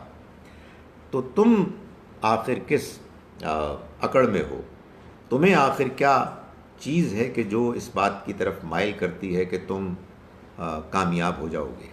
فرمایا ان کلن، یہ سبھی، الا کذب الرسل، وہ تھے کہ انہوں نے رسولوں کی تکذیب کی، رسولوں کو جھٹلایا۔ فحق عقاب، تو میرا عذاب ان پر حق ہو گیا، میرا عذاب ان پر نازل ہو کے رہا، وہ بچے نہیں پھر. یہی چیز ہم تم کو بھی بتا رہے ہیں کہ تمہارے ساتھ بھی ہو جائے گی. وما ينظر هؤلاء الا صيحة واحدة، یہ بھی نہیں انتظار کر رہے کسی چیز کا مگر ایک ڈانٹ کا. ما لها من فواق، جس کے بعد کوئی مزید موقع نہیں ہوگا، کوئی مزید ڈھیل نہیں ملے گی. وقالو، اور انہوں نے کہا ربنا عجل لنا قطنا، اے ہمارے رب ہمارے اوپر حساب جو ہے وہ عجل لنا جلدی کر دے ہمارے اوپر، قطنا ہمارا حساب، قبل یوم الحساب روز حساب سے پہلے، اس سے پہلے ہی ہمارا قصہ چکا دے. یہ ظاہر ہے کہ جھنجھلاہٹ میں بھی اور پروپیگنڈے میں بھی، یعنی پروپیگنڈا اس لیے کہ جب ٹونٹ بھی ہے، ظاہر ٹونٹ بھی ہے، یعنی اس لحاظ سے کہ اب ایک بات بار بار کہی جا رہی ہے، لوگ متاثر ہو رہے ہیں کہ لے آؤ پھر یار، مطلب ویری سے جو کرنا ہے. تو یہ وہ اس طرح کی بات ہے کہ جنہوں نے کیا. آپ کو یاد ہوگا پچھلی مرتبہ شاید ہماری یہ ڈسکشن ہوئی تھی کہ اتنی مرتبہ یہ بات قرآن نے بیان کی ہے جو یہاں بھی کی ہے، یعنی سینکڑوں نہیں تو 20 مرتبہ یہی بات. تو کیوں کی ہے؟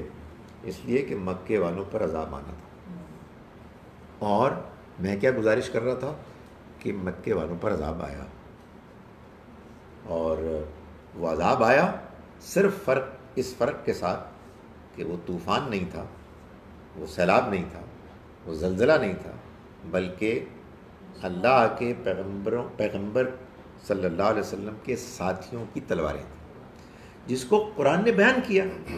بھائی اس سے کیا فرق پڑتا ہے؟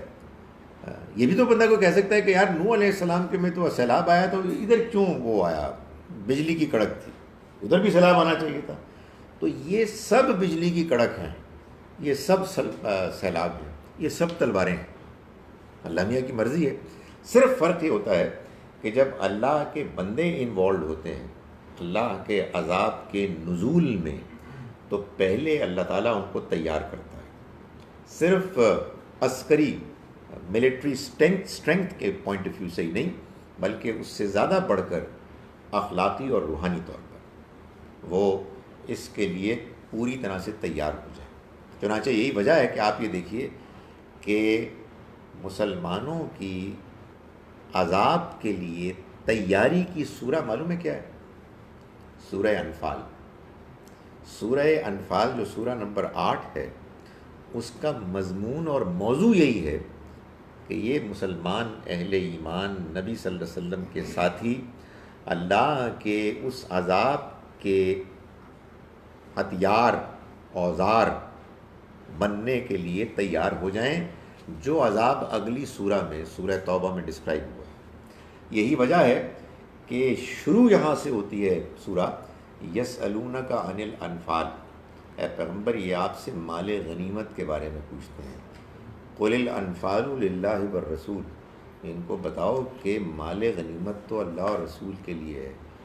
تم مال غنیمت کے لیے نہیں جنگ کرتے، یہ تمہاری شایان شان نہیں ہے، یہ تمہارے مرتبے مقام کے لیے اپروپریٹ نہیں ہے کہ تم کہو جی کہ اسی لڑائی کیتی ہے تو مال غنیمت نہیں. مال غنیمت تمہارے لیے آئی نہیں، نہ مال غنیمت نہ کشور کشائی.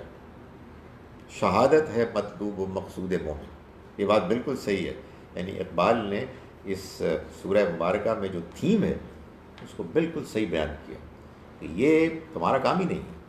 تو اس لیے بالکل ابتدا میں بتایا اور کہا کہ تمہیں تو اللہ کا نام لینا ہے، تمہیں نماز پڑھنی ہے، تمہیں اللہ کا کلام پڑھنا ہے، تمہارا یہ کام ہی نہیں ہے. تم کسی اور مقصد کے لیے بھیجے گئے ہو کہ تم کو اللہ استعمال کرے گا اپنے اس منصوبے کو نافذ کرنے کے لیے. میں اس لیے کہہ رہا ہوں کہ ورنہ دیکھیں قرآن ریلیٹ ہی نہیں ہوتا. یعنی میں اس دن میں نے بحث کی تھی آپ لوگوں سے کہ تسی کہہ رہے ہو کچھ ہے نہیں ہے، تو پھر تو مجھے قرآن سمجھ میں نہیں آ رہا کہ اتنی مرتبہ مکی صورتوں میں اللہ میاں نے ڈرایا ہے، خبردار کیا ہے کہ یہ ہو جائے گا، اور کون سے ابو جہل نے مانا اور کون سے ابو لہب نے مانا؟ کوئی نہیں مانا. تو پھر کیا ہوا؟ بہادری کے ساتھ جنگ لڑتے مرے گئے. یہ تو کوئی بات نہ ہوئی. خدا تعالیٰ نے کہا عذاب تھا، ان کو فرشتوں نے آ کے مارا. مگر اس کی ایک اور بیسکلی یہ جو انڈرسٹینڈنگ مجھے پہلے تھی یہ بات سننے سے پہلے کہ یہ جو عذاب ریفرنس ہے وہ قیامت کا کے بعد کا عذاب ہے. میں نے آپ کو بتایا تھا نا کہ اللہ تعالیٰ نے فرمایا کہ یعذبہم اللہ، اللہ ان کو عذاب دے گا بی ایدیکم، تمہارے ہاتھوں سے. آپ مجھے بتائیں کہ میں کہتا ہوں نا کہ جب لوگ اس پہ گفتگو کرتے ہیں کہ یار بتایا کدھر، میں ان کہتا ہوں کہ آپ مجھے بتائیں کہ جو اللہ نے کہا ہے اس سے زیادہ اور کون سے اپروپریٹ الفاظ ہو سکتے تھے.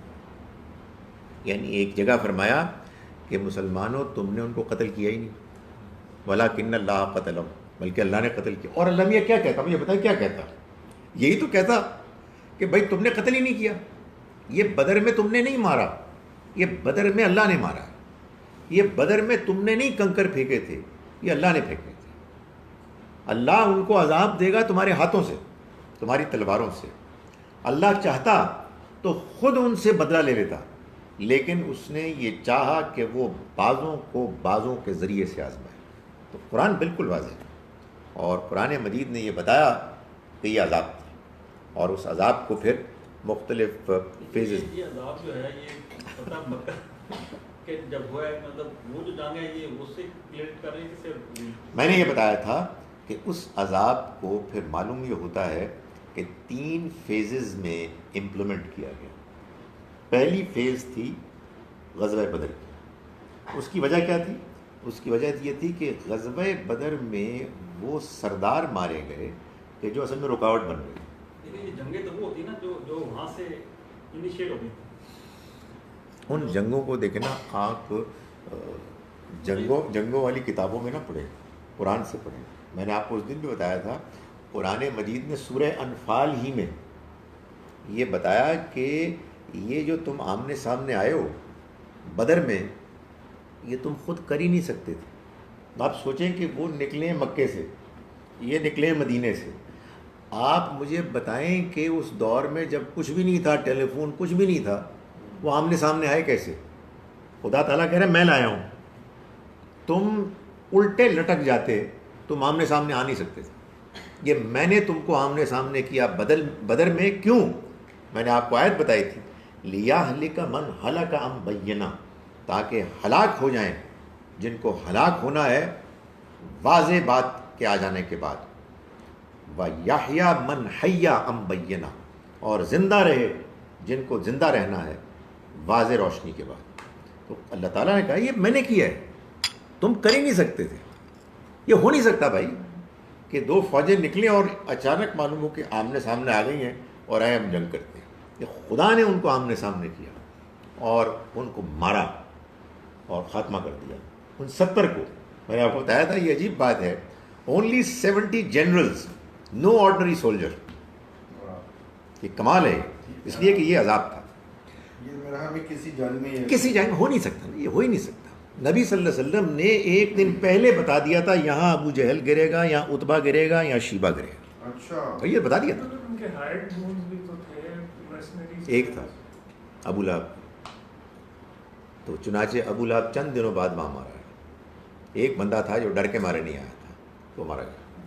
لیکن یہ مطلب عذاب جو پہلے آتے رہے وہ تو پوری قوم ختم ہو جاتی تھی نا. اس عذاب میں مطلب ڈفرینٹ عذاب تھا. پوری کفار سارے جو ختم ہو گئے.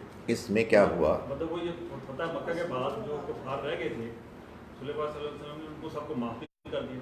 مگر ٹرن بھی تو ہونا تھا. دیکھیں مطلب بات تو ابھی ایگزسٹ کر رہے تھے نا. گزارش یہ ہے کہ آپ واقعات کو جب آپ سنتے ہیں تو یہ لوگوں کی ڈسکرپشن ہے. واقعات کو قرآن کی روشنی میں دیکھیں. فتح مکہ کے بعد ابھی مزید ٹائم تھا.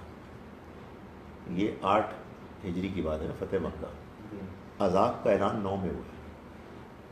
سو ابھی موقع تھا. ابھی وہ نہیں آیا. یہی تو مشکل ہے کہ اصل میں آپ اس کو قرآن کی روشنی میں دیکھیں کیا ہوا. واقعات آپ کو آ رہے ہیں, آپ نے کہا کہ واقعات اصل دین ہے. یار واقعات لوگوں کی آبزرویشن ہے.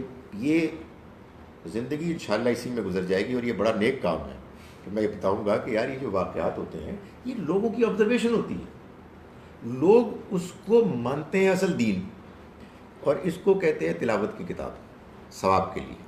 بھائی اس میں سب کچھ بیان ہوا ہے, واقعات کو اس کی روشنی میں دیکھنا ہے. 8 کو ہجری کو فتح مکہ ہوئی ہے, ابھی عذاب کا آخری الٹیمیٹم آئے نہیں, تو وہاں کچھ لوگوں کو مارا گیا. وہ میں آپ کو بتاتا ہوں کیا ہوا, ایک چھوٹی سی ڈسکرپشن, اس کے بعد دوبارہ ترجمہ کروں گا.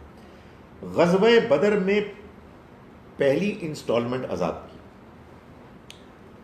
9 ہجری کو جب حج کے بعد اعلان ہوا کہ محترم مہینوں کے گزر جانے کے بعد قتل کرو مشرکوں کو جہاں پاؤ, یہ آپ سمجھیں کہ آخری انسٹالمنٹ ہے.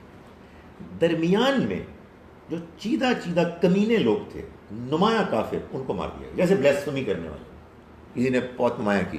ہمارے ہاں لوگوں نے کہا بلیسفمی کی سزا قتل ہے. ارے نہیں یار, یہ سب کچھ اس عذاب کی مختلف شکلیں ہیں. ابھی آپ وہ دیکھیں, وہ ایک عیسائی خاتون نے وہ لکھا کہ دیکھو بائبل میں تو جیزس کرائسٹ کہتے ہیں کہ دشمن کو بھی معاف کر دو, ایک تماچا تمہارے گال پہ پڑے دوسرا پیش کر دو.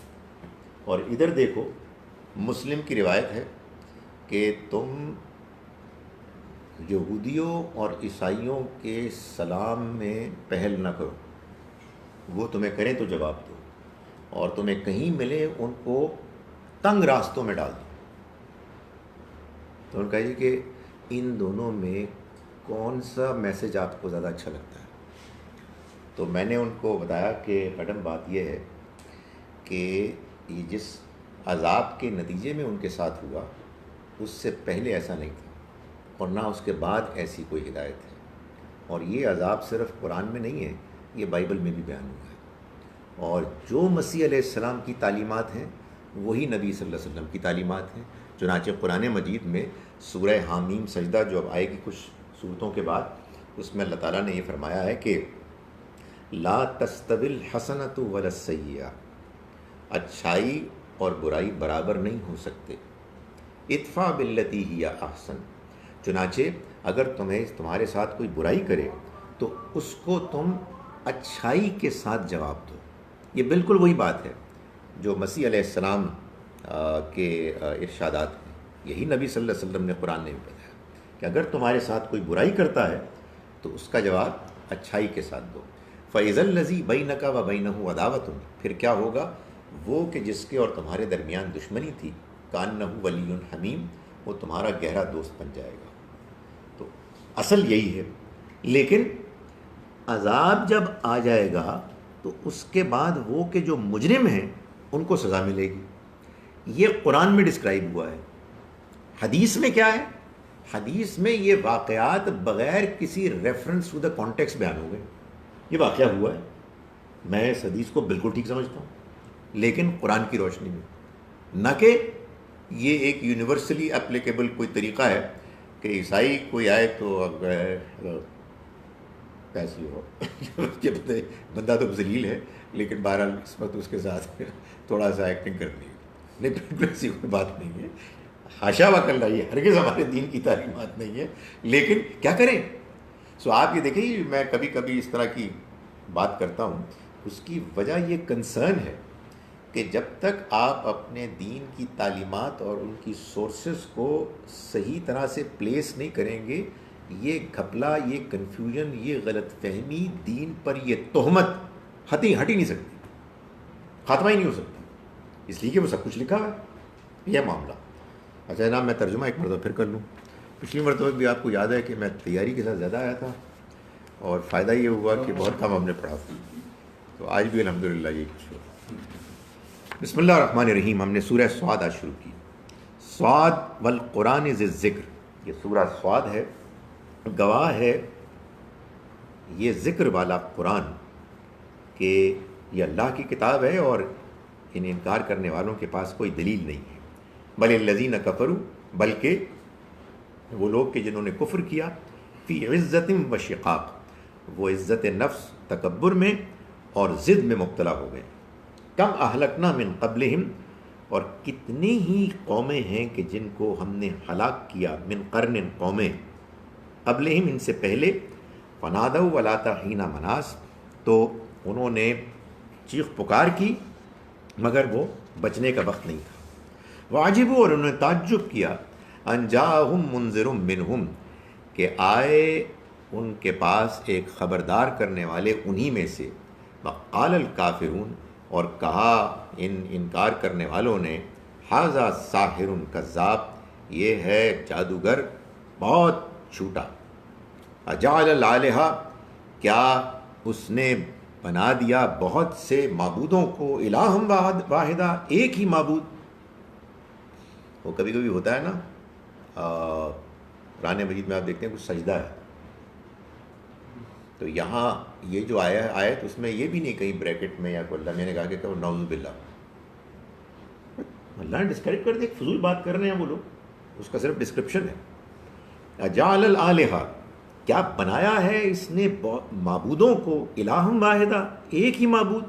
ان ھذا لشیء عجاب، یہ تو بڑی عجیب بات ہے، ہاؤ اسٹرینج.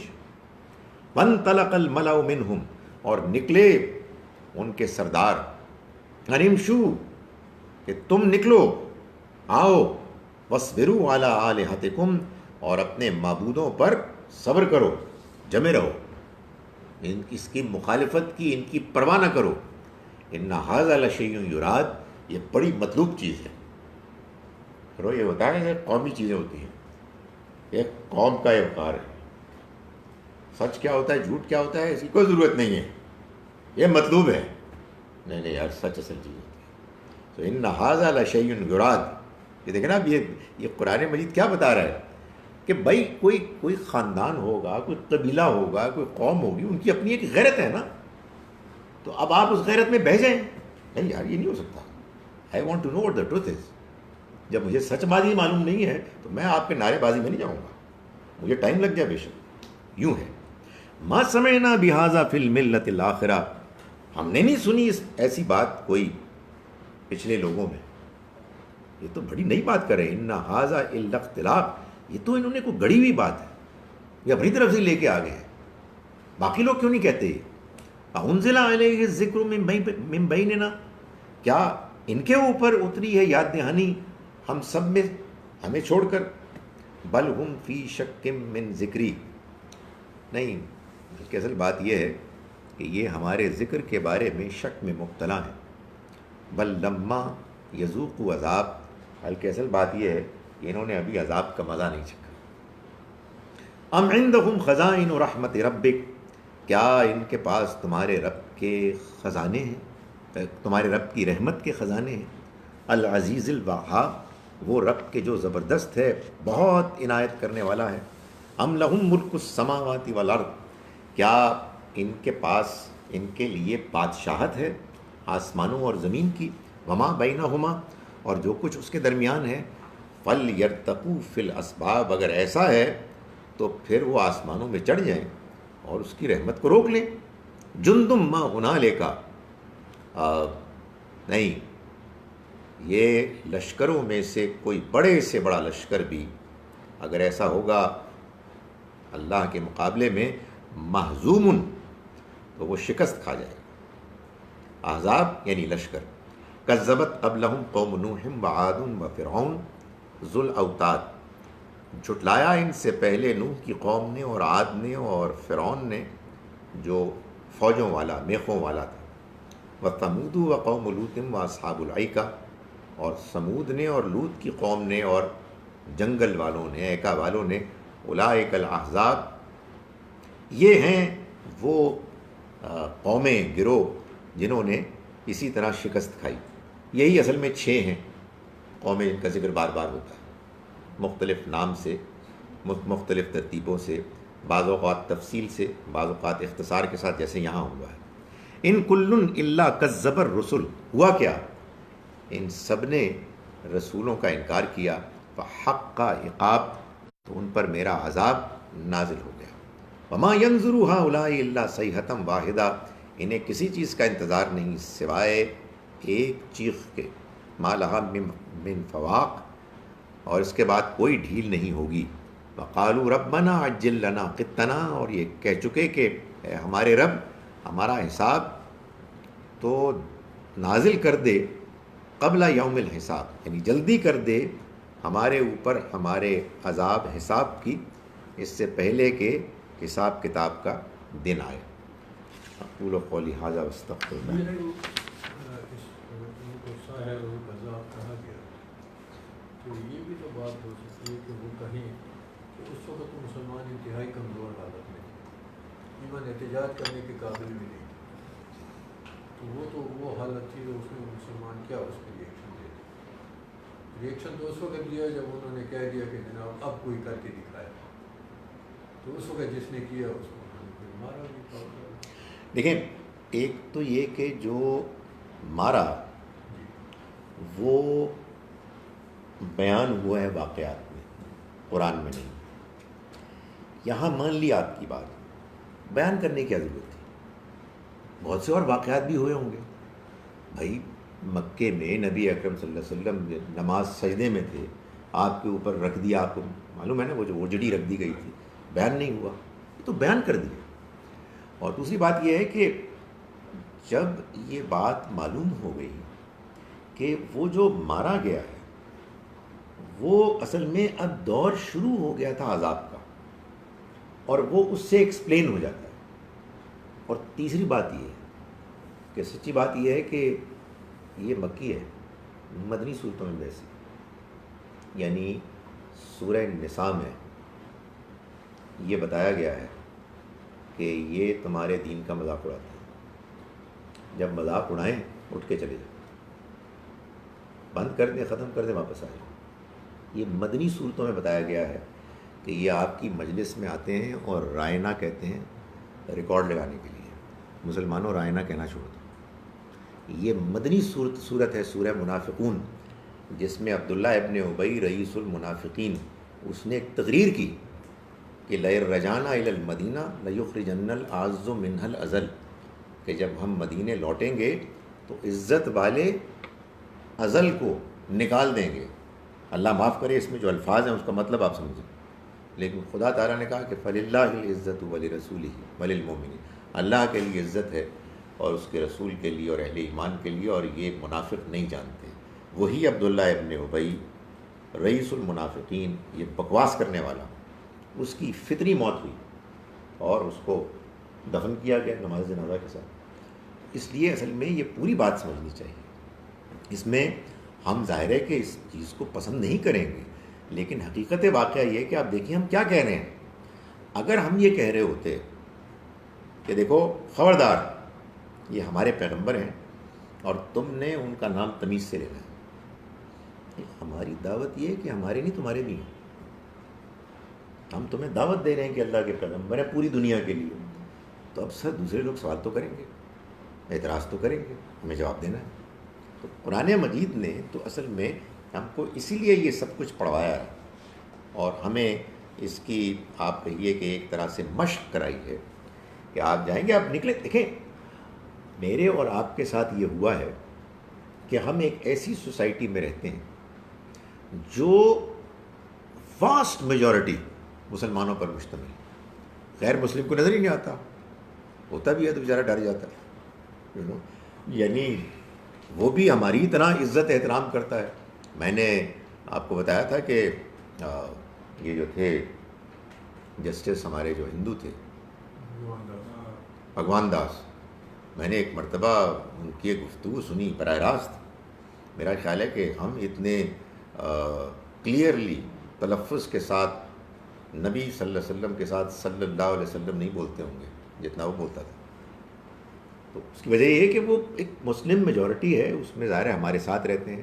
آپ ذرا باہر نکلیں تو آپ کو معلوم ہو جائے گا یار لوگ آپ سے ڈفرینٹ ہیں.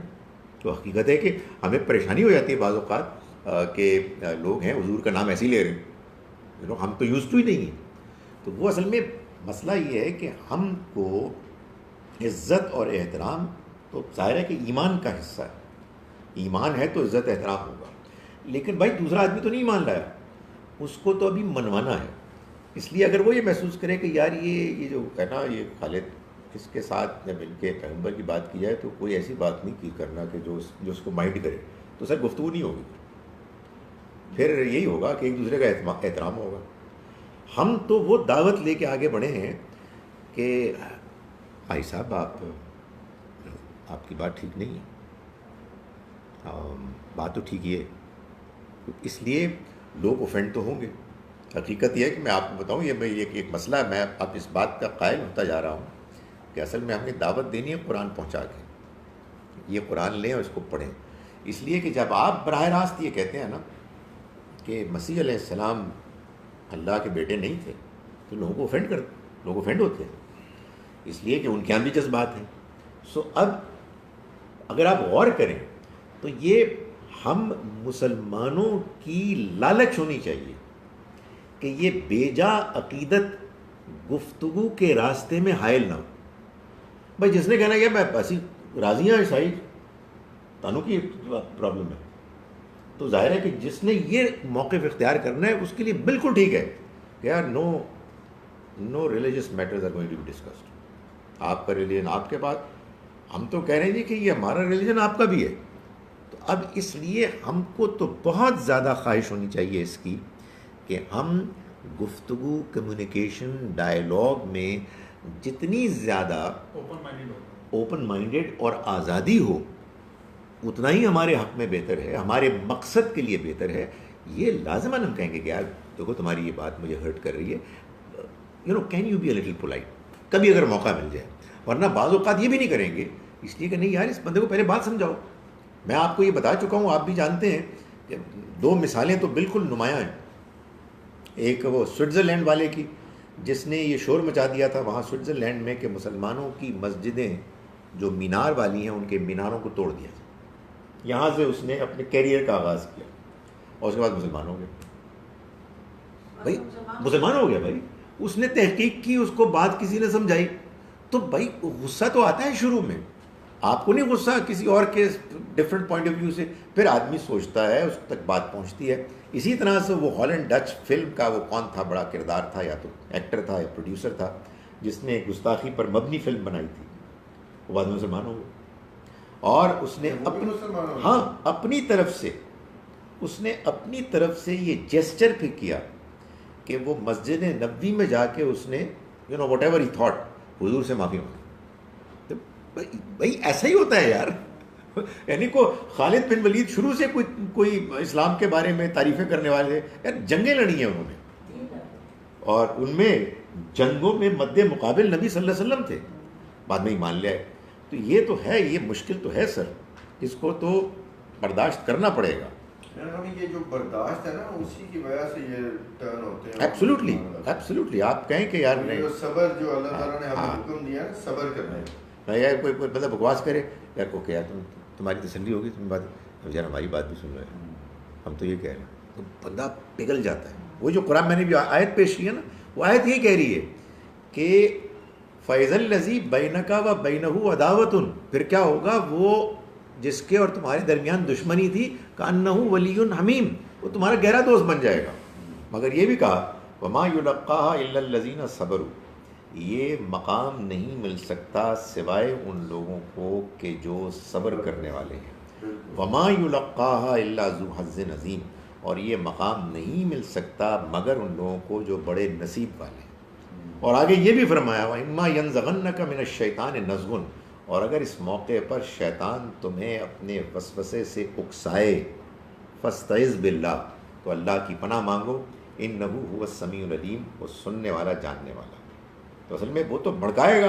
بھائی کیا ہوگا, آپ کسی سے دین مذہب پر گفتگو کرنے آئے, اس نے ایک اشتعال انگیز بات کی, آپ نے اس کو تھپڑ مارا, ختم ہوگی بات, فیصلہ ہو گیا. اب وہ موت کے دن تک آپ کی کوئی اور بات نہیں سنے گا, فنشڈ, آپ نے کام تمام کر دیا. ایگریشن کچھ نہیں ہوتا ہے, کچھ بھی نہیں ہوتا. اور اس کی وجہ میں بتاؤں, اس کی وجہ یہ ہے کہ ہمارے لوگ قرآن ہی نہیں پڑھتے, ورنہ ان کا مسئلہ ہی کچھ اور ہو. یار اوکے یار تیری میں غلط سن لیا ہے, غلط سننا. اب آپ دیکھیں وہ جو آتے ہیں وہ کلپ آتے ہیں اس ہندو کے, وہ جو تغیر کرتا ہے. ابھی آیا ریسنٹلی جو ایک ہندو کی تغیر ہے یار, آپ نے سنے ہوں گے, کہا وہ ایک لمبی داڑھی والے, وہاں سے شروع ہوتا ہے لیکن بیچ میں ہندو آیا ہے. اس ہندو سے کہا جی کہ آپ تغیر کریں, تو اس نے کہا جی کہ میں شروع میں تو اسلام مخالف تھا, میں نے تو ایک پیمفلٹ لکھا تھا, اور وہ جو تھا پال ٹھاکرے اس نے مجھے تھپکی دی کہ یار بڑا زبردست تم نے پیمفلٹ لکھا ہے. اس کے بعد پھر مجھے کسی نے کہا, بڑی انٹرسٹنگ بات ہے, اس کے بعد پھر مجھے کسی نے کہا کہ یار یہ چھوٹا سا پیمفلٹ کیا کرے گا, تم ایک بڑی کتاب لکھو, اس سے تمہیں امریکہ سے فنڈنگ ملے گی. تو اس چکر میں میں نے کہا یار اب بڑی کتاب لکھنے کے لیے تو پڑھنا پڑے گا نا. اس نے کہا جب میں نے پڑھنا شروع کیا تو باتیں بالکل الٹ تھی. میں نے کہا یار یہ تو باتیں کچھ اور ہے.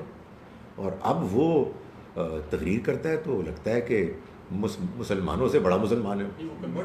نہیں ہوا, ہندو ہے, وٹ ایور دا ریزن, مگر وہ ہندو ہوتے ہوئے اس نے جو اسلام کے اور پیغمبر صلی اللہ علیہ وسلم کے بارے میں گفتگو کی ہے, آدھی تو گفتگو ایسی سمجھ نہیں آتی, پرکاش ہے پرخوش کو جو آتا ہے بیچ میں, لیکن جو سمجھ میں آتی ہے اس میں, اور ظاہر ہے ادھر بہت سارے مسلمان بیٹھے تالیاں بجا رہے ہیں, وہ کہتے ہیں یہ تو سارا اسلام تو امن ہے, نیکی ہے, سچائی ہے, دیانتداری ہے, یہ تو فضول باتیں کر رہے ہیں. تو یہ کیسے ہوا؟ ظاہر ہے ایسے ہی ہے کہ آدمی کو اور بات پہنچی, اس نے بات کو سنا. وہ جی سر یہ اس اگلی آیت میں ذکر ہے حضرت داؤد کا, اور اللہ تعالیٰ نے کہا ہے کہ he was one of our obedient servants, اور وہ اکثر ہمارے frequently he return to me. اب یہ بہت زیادہ پروفٹس کے بارے میں قرآن پاک میں اللہ تعالیٰ نے ایسی بات کی ہے کہ فریکوینسی پہ return. So what does this mean کہ صلاح اس کا مطلب ہے, یا رات کو اللہ تعالیٰ کے بارے میں سوچنا, ان سے عبادت کرنا, ذکر, یہ کیا ہے فریکوینٹ ریٹرن؟ یعنی ابواب کا مطلب ہے رجوع کرنے والا. دیکھیں انسانوں کے اندر جو ایک معاملہ اللہ نے رکھا ہے, انسان کو اللہ نے مشین نہیں بنایا, فرشتہ بھی نہیں بنایا. انسان کے اندر اتار چڑھاؤ ہوتا ہے, میرے اور آپ کے اندر بھی ہوتا ہے, لیکن میرا اتار بھی کوئی بہت اونچا نہیں ہوتا, اور میرا جو گرنا ہے وہ اور چڑھنا دونوں بہت نچلے لیول کے ہیں. لیکن پیغمبروں کے معاملے میں بھی یہ ہوتا ہے کہ جو ان کے بعض جو پیک کے معاملات ہوتے ہیں نا اللہ کے ساتھ, بعض اوقات اس میں کمی بھی آتی ہے. جیسے سورہ والضحیٰ الم نشرح کی جو بیک گراؤنڈ ہے اس سے معلوم ہوتا ہے کہ جب نبی صلی اللہ علیہ وسلم پر کچھ عرصے کے لیے وحی نہیں آئی تو ظاہر ہے کہ آپ اپسیٹ تھے. تو پیغمبر چونکہ اپنے ذات میں, اپنے مزاج میں, اپنی طبیعت میں بہت حساس ہوتے ہیں, تو وہ جو ان کے ہاں ایک ریلیٹیو کمی آتی ہے, جب وہ محسوس کرتے ہیں پھر رجوع کرتے ہیں. یہ ہے اواب, بار بار رجوع کرنے والے. تو یہی معاملہ داؤد علیہ السلام کا جب آئے گا انشاءاللہ, واقعہ شاید اگلی مرتبہ آ جائے, تو اس میں ہم یہ دیکھیں گے کہ وہ سجدہ ریز ہو گئے. انہیں جب احساس ہوا کہ ان کے سٹینڈرڈز کے مطابق بعض اوقات جب پرفارمنس کم ہوئی تو وہ بے اختیار اللہ کے آگے گر پڑے. یہ ہے اواب. یعنی یہ اواب ہونا اصل میں اس بات کی علامت ہے کہ بندہ اس بات کے بارے میں کانشیس ہے کہ یار مجھے خدا کے بارے میں دوری, غفلت کا رویہ اختیار نہیں کرنا. اور جب اس کو احساس ہوتا ہے وہ اس کو دور کرتا ہے اور اللہ کی طرف پلٹتا ہے. یہ احساس جو اعلیٰ ترین بندے ہوتے ہیں پیغمبروں کی طرح, ان کے ہاں بہت اونچے لیول سے بھی ذرا کمی آ جائے تو اس میں ہو جاتا ہے, اور ہمارے ہاں تو بہت ہی نیچے ہونے کے باوجود نہیں آتا. سو مطلوب یہی ہے کہ بار بار پلٹیں, یہ ہے. لیکن یہ اگلے سبق کا سوال تھا, اگلی مرتبہ سوال نہیں ہوگا. ایسے میں یہاں سے بھی پڑھ سکتا ہوں, آپ کے سوالات تو ہیں, اوپر سے پڑھوں گا تو یہ بالکل کیلکولیٹڈ رسک ہوتی ہے کہ سوال پڑھنا شروع کر دیں آپ اور پتہ نہیں کیا سوال تھا. وہ خیر میرے پاس اتنی ٹرک تو ہے کہ اگر درمیان میں خطرہ محسوس کروں تو ادھر ہی فل اسٹاپ لگا دیں. For the Eid Qurban does it have to be one per person or one per family?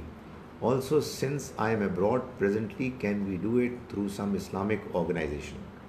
دیکھیں گزارش یہ ہے کہ یہ جو قربانی ہے اس میں ہمارے یہاں اختلاف ہے, لیکن میں جس اوپینین کو صحیح سمجھتا ہوں وہ یہ ہے کہ یہ ایک بڑی عظیم عبادت کا ایک طریقہ ہے، مگر یہ ہے نفلی، یعنی اگر آپ کرتے ہیں تو آپ بہت ثواب کے مستحق ہوتے ہیں، لیکن اگر آپ چھوڑتے ہیں تو آپ گناہ گار نہیں ہوتے۔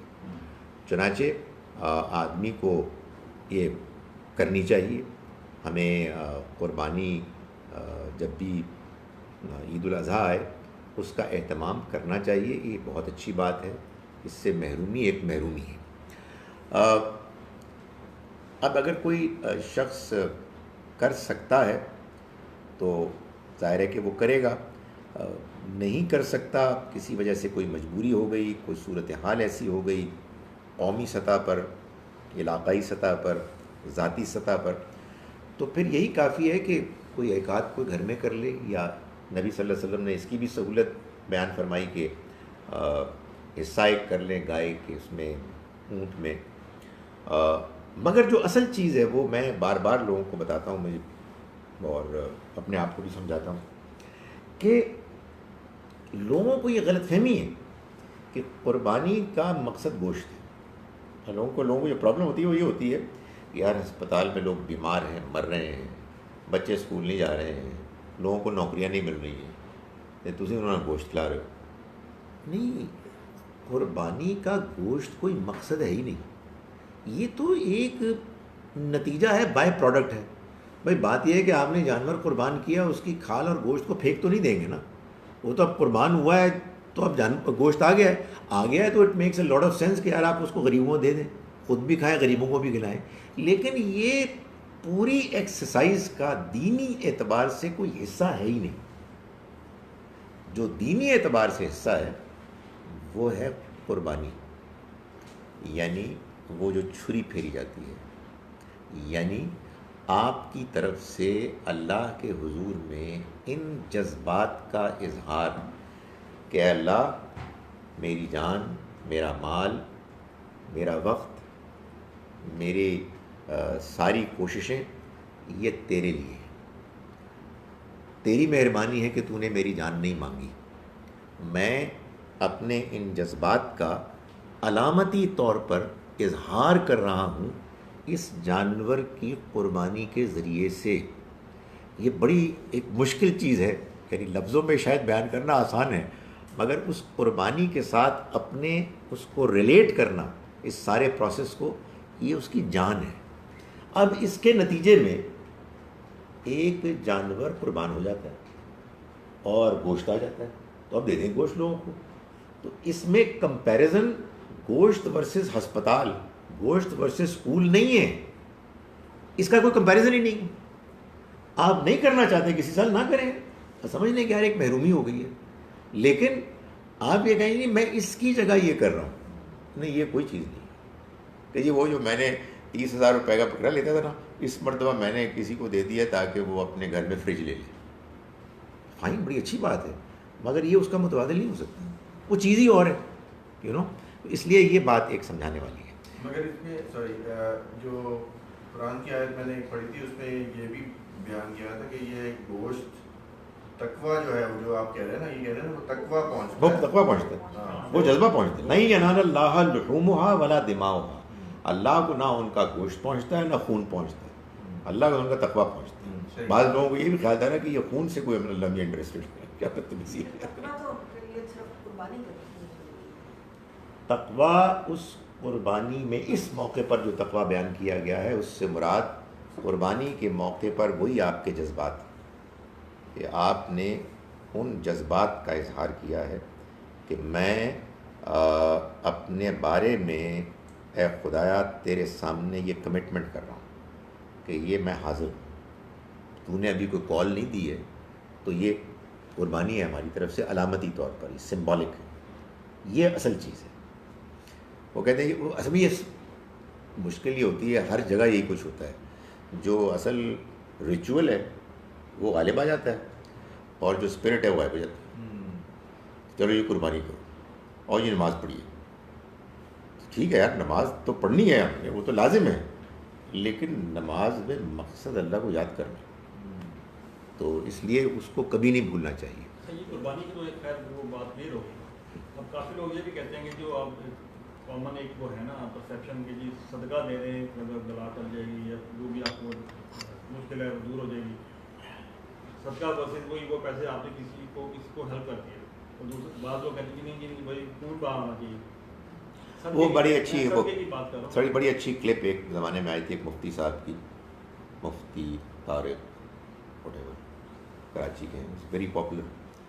تو انہوں نے یہ کلیریفائی کہ تھوڑا سا جوش زیادہ تھا ان کی بات میں, لیکن بیسیکلی بات ٹھیک تھی کہ حج, عمرہ, بقرعید, جانور کی قربانی یہی اوکیزنز ہیں. باقی آپ جس خرچے کو زیادہ افیکٹو سمجھتے ہیں وہ آپ کو کرنا چاہیے. اللہ تعالیٰ کو قطعاً خون کی ضرورت نہیں, اللہ کو قطعاً گوشت کی ضرورت نہیں. یہ 3 اوکیزنز ہیں جو اصل میں حج اور عمرہ ہیں, اور اس کو ایکسٹینڈ کر دیا گیا عید الاضحیٰ میں. یہ ہیں اس کی اسپرٹ کے ساتھ, باقی جو کچھ بھی ہے وہ ایسے ہی مشہور ہوا. We send money to Pakistan from abroad. دیکھیں بات یہ ہے کہ اب آپ کے حج میں بھی کیا ہوتا ہے, حج میں آپ خود تو سامنے قربانی نہیں کرتے, آپ پیسے دیتے ہیں اور آپ کو اطلاع آ جاتی ہے کہ 12:15 پر آپ کی قربانی ہو جائے گی. تو ٹھیک ہے, اس کا بھی کچھ سوچنا چاہیے. آپ پاکستان بھیج دیتے ہیں اور آپ کو اطمینان ہوتا ہے کہ جانور قربان ہو گیا, دیٹ از فائن. مگر وہاں بھی یہی سوچ رکھنی چاہیے کہ وہ قربانی کے نتیجے میں جو ایک جذبہ ہونا چاہیے وہ پیدا ہو. Why is there so much corruption in Muslim countries, Malaysia, Indonesia, Pakistan, Middle East, all Muslim very religious people, compare them to the Muslims and non-Muslims in Western countries. Where is Islam? Please comment. اس کا جواب یہ ہے کہ نو comments. گزارش یہ ہے کہ اللہ میاں نے یہ کہا ہے اور کہا جی کہ یہ کیا مسئلہ ہے کہ مسلمان کنٹریز کرپٹ ہیں, نان مسلم کنٹریز میں کرپشن نہیں ہے. What is the reason? اگر تو اللہ میاں نے یہ کہا ہوتا کہ جتنے لوگ بھی مسلمان ماؤں کے ہاں پیدا ہوں گے میں گارنٹی دیتا ہوں کہ سارے نیک ہوں گے, اور جتنے غیر مسلموں کے ہوں گے بد ہوں گے, تو پھر تو کوئی مسئلہ ہوتا ہے. بھائی ان کے لیے بھی امتحان ہے, ہمارے لیے بھی امتحان ہے. ہم اس امتحان میں فیل ہو گئے. ہم نے اللہ کے پیغام, اس کے دین کو صحیح نہیں سمجھا. جب سمجھا تھا تو عظیم لوگ تھے. یہ خدا تعالیٰ کا کچھ طریقہ معلوم ہوتا ہے, بلکہ اس کی طرف سے واضح ہدایت ہے کہ اولاد ابراہیم جو پہلے بنی اسرائیل تھے, اب بنی اسماعیل, اور ہم بھی ان کے ساتھ ہی شامل ہیں مسلمان, اگر اچھے ہوں گے تو بہت اچھے ہوں گے, یعنی بحیثیت مجموعی, اور اگر برے ہوں گے تو بہت برے ہوں گے, یعنی درمیانی کیفیت نہیں ہوگی. وہ کیوں اچھے ہیں؟ آئی ایم ناٹ سرپرائزڈ, اس لیے کہ قرآن سے معلوم ہوتا, یعنی اگر قرآن سے معلوم ہوتا کہ جو ہمارے مسلمان بھی کہتے ہیں, میں اسی لیے بار بار کہتا ہوں کہ مسلمانوں کی بات کو زیادہ لفٹ نہیں کرانی چاہیے, قرآن کو پڑھنا چاہیے, ورنہ غلط فہمی پیدا ہو جاتی ہے کہ ایسی سارے چنگے وہ سارے فضول میں. قرآن یہ بتاتا ہے فَأَلْهَمَهَا فُجُورَهَا وَتَقْوَاهَا, ہر انسان کے اندر اس نے نیکی اور بدی ودیت کی ہے. اس نے انسان کو پیدائشی طور پر ہدایت دی ہے, صرف مسلمانوں کو نہیں. اسلام نور علی نور ہے, روشنی پر روشنی ہے. آپ نے اگر یہ والی روشنی بھی گل کر دی تو وہ روشنی کوئی کام نہیں آئے گی, پھر آپ اس روشنی کو بھی اندھیری کر دیں گے. سو انہوں نے اللہ کی دی ہوئی عقل اور فطرت کو کسی درجے میں ٹھیک رکھا. کسی درجے میں اس لیے کہہ رہا ہوں کہ بعض معاملات میں وہ بھی کرپٹ ہیں, اور معاف کیجیے گا بے انتہا کرپٹ ہیں. یعنی مورل گیز, لیسبینز, جو جنسی آزادی, مطلب یہ کیا گندگی ہے, یہ کیا ہے. لیکن فائنینشیل میٹرز میں, پرومسز کو کرنے میں, آنر کرنے میں, لا کو فالو کرنے میں, اپنے لیے ساڑھی باری ہوتی ہے, سب کچھ بھول جاتے ہیں. یعنی کتنے کمینے لوگ ہیں کیا اپنے ملک میں آپ کہہ رہے ہیں ایک بندہ کیوں مر گیا, اور ادھر بمباری, یعنی سب سوچئے کہ ان کی فیکٹریاں چلتی رہیں ایمونیشن کی, اس لیے جنگ جاری رہنی چاہیے. خدا کا خوف کرو یار, ہاربل ہے یار. سو آپ پلیز ان کی تعریف کرتے ہوئے تھوڑا سا تھوڑا سا تو صبر کر کے سوچے کہ وہ بھی کوئی بہت وضو کے ساتھ نیک نہیں ہوئے ہوئے, کوئی نہائے ہوئے نہیں ہیں. ان کے یہاں بھی جو بدتمیزیاں وہ انتہا درجے کی ہیں, لیکن سچی بات یہ ہے کہ اس کا مطلب یہ نہیں کہ ہم خوش ہوں، ہم تو بہت ہی گرے ہوئے ہیں. اس لیے گرے ہوئے ہیں کہ یار ہم کو تو خدا کے دین کی پاسداری کرنی تھی، اس کو پیش کرنا تھا. سو اس طرح کے کمپیریزنز کو چھوڑیں پرے، اور میرا خیال ہے کہ اپنی اصلاح کی کوشش کریں. Why Muslims are not envisaged as glorious humans world over, اس کا جواب آئی گیا ہے کہ because Muslims are not following Islam. Sir اسلام کے بنیادی ارکان کلمہ، نماز، روزہ، زکوٰۃ اور حج میں قرآن کو کیوں شامل نہیں کیا گیا؟ اس لیے کہ قرآن رکن نہیں ہے، قرآن ان ارکان کا بیان ہے، قرآن ایک پیغام ہے. قرآن مجید میں ان ارکان کے علاوہ بھی بہت کچھ ہے، وہ تو سورس ہے نا. ایک ہے سورس، اور ایک سورس میں جو دین بیان کیا گیا ہے اس دین کی موٹی موٹی بنیادی کیا باتیں ہیں، وہ ہیں یہ نماز، روزہ، حج، زکوٰۃ. تو قرآن سوال یہ ہونا چاہیے تھا کہ ان 5 ارکان کے ساتھ اخلاقیات کو کیوں نہیں چھٹا؟ ٹھیک ہے، صحیح ہے. وہ دیکھیں اس کا جواب یہ ہے، اس میں اگر آپ قرآن کو پڑھیں تو اخلاقیات آئی تھنک ایمان کے بعد اخلاقیات کے اوپر زور ہے. اس کی وجہ کہ میں آپ اچھا سوال ہے. اس کا جواب یہ ہے جو سمجھ میں آتا ہے کہ دیکھیں، ایک ہے انسانیت، ایک ہے اخلاقیات. یہ پوری دنیا میں کامن ہے. آپ بنتے ہیں مسلمان، how am I different from a Christian, a Hindu, a non Muslim, Chinese? ہمیں کوئی شوق نہیں ہونا چاہیے کہ ہم ان سے ڈفرنٹ نظر آئیں، کہ جی وہ پتلون باندھے نے تو اسی شلوار پاواں گے. یہ کوئی بالکل حکم نہیں ہے، یہ ہمارے خواہ مشہور کیا ہوا ہے. ہم ان سے ڈفرنٹ ہیں ان 5 چیزوں.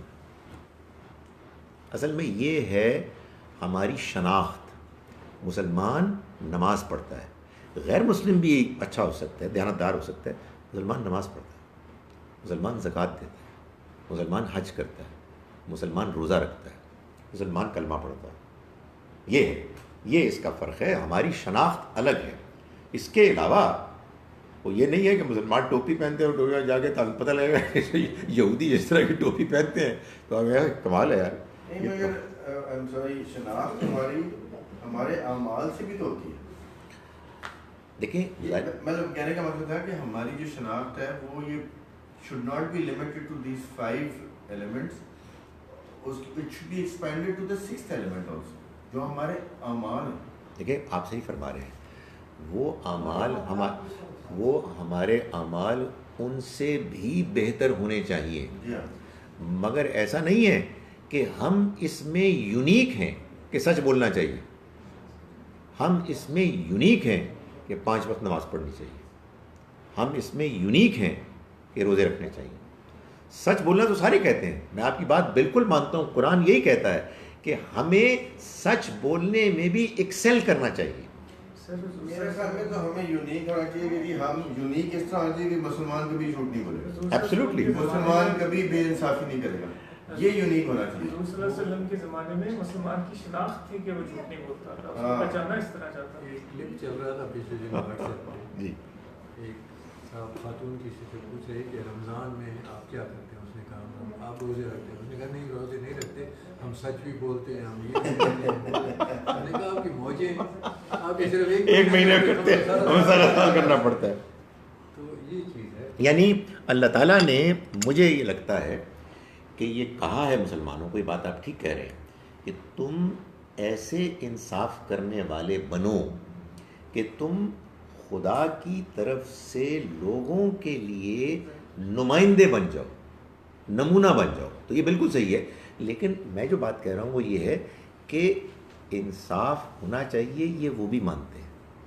اس میں ہم زیادہ سے زیادہ ایکسل کر سکتے ہیں جو ابھی نہیں کر رہے، لیکن ان 5 چیزوں میں یہ ہمارے لیے ایک ڈسٹنگوشنگ چیز ہے. میں یہ اس لیے اصرار کر رہا ہوں کہ اور کوئی چھٹی چیز ایسے نمایاں نہیں کی گئی ہے. اچھا جی، ریفرنگ ٹو ٹوڈیز لاسٹ آیت 16 and this has been stated at all other places as well in Quran that kuffar said to the Rasuls that do hurry in bringing the azab that you warn us of, but at the same یار یہ انگلی کا مسئلہ ہے. ہاں but at the same نہیں یار وہ انگلی پہ واپس ہو گئی. اچھا Oh God. At the same time, it is said that when Rasools come, the truth becomes evident and kuffar refuse out of personal interests. It is a bit confusing that when they know that what prophets are saying is the truth, how can they ask for torment? دیکھیں گزارش یہ ہے کہ جب ہم یہ کہتے ہیں کہ انکار کرنے والوں کو یہ بات معلوم ہو جاتی ہے کہ بولنے والے کہنے والے سچے ہیں، تو اس کا کیا مطلب ہے؟ یہ غالباً آپ لوگوں نے بھی پچھلی مرتبہ یہ بات ڈسکس کی تھی. اس کا مطلب یہ ہے کہ جب نبی صلی اللہ علیہ وسلم نے ابو جہل ابو لہب کے سامنے پیغام پیش کیا، انہیں بات سمجھ میں آ گئی بندہ سچا، تو یہ ان کو پتہ لگ گیا. اب انہوں نے مخالفت شروع کی، وہ سچائی ان کے اندر داخل نہیں ہوئی. اس کو قرآن کہتا ہے فہم فی امر مریج. پھر ان کے اندر ایک کنفیوژن پیدا ہو گیا، ان کے اندر کانفلکٹ پیدا ہو گیا، ان کی پرسنالٹی میں کمپلیکیشن آ گئی. وہ اس سچائی کو جس نے ان کو ابتدا میں انفلوئنس کیا، امپریس کیا، وہ اسی کے مخالف ہو گئے، جس کے نتیجے میں پھر ان کے اندر پے در پے اخلاقی کمپلیکیشنز پیدا ہو گئی. سو گزارش یہ ہے کہ آپ جو بات کر رہی ہیں اس کو اگر آپ اس مفروضے پہ کر رہی ہیں کہ انکار کرنے والے پیغمبر کی ساری بات کو سچ مانتے اور جانتے تھے، نہیں، ایسا نہیں ہے. وہ ان کو سچا جاننے کے باوجود اس سچائی کی مخالفت کرنے کے نتیجے میں اس سچائی کی حقیقت کو جاننے سے محروم ہو گئے تھے. ان کے اندر بات کو جاننے کی صلاحیت ختم ہو گئی تھی. اگر وہ بات کو سنتے رہتے اور بات کو ان کو انفلوئنس کرنے دیتے، پھر وہ منکر نہیں رہتے. مگر وہ اسٹیٹس کو مینٹین کرنا چاہتے، وہ they didn't want to lose power. ہاں وہ صحیح ہے، لیکن اس کے نتیجے میں وہ انہوں نے یہ کہنا شروع کر دیا کہ یہ جو بات ہمیں آپ کہہ رہے ہیں ہم نے اس کو سننا ہی نہیں. اصل میں وہ یہ کہہ رہی ہیں، وہ ایک ان کی صحیح ایک کنفیوژن ہے کہ آپ کہتے ہیں کہ کافر وہ ہوتا ہے کہ جو پیغمبروں کی بات کی سچائی کو جاننے کے باوجود انکار کرتا ہے. تو وہ یہ کہہ رہی ہیں کہ بھائی اگر وہ اس کو سچا سمجھتے تھے تو پھر یہ کہتے کیوں تھے کہ عذاب آ جائے؟ گزارش یہ ہے کہ وہ سچا، ان کا سچ سمجھنا وہ ابتدا میں تھا کہ انہوں نے یہ محسوس کیا فرعون نے کہ موسیٰ علیہ السلام ٹھیک کہتے ہیں.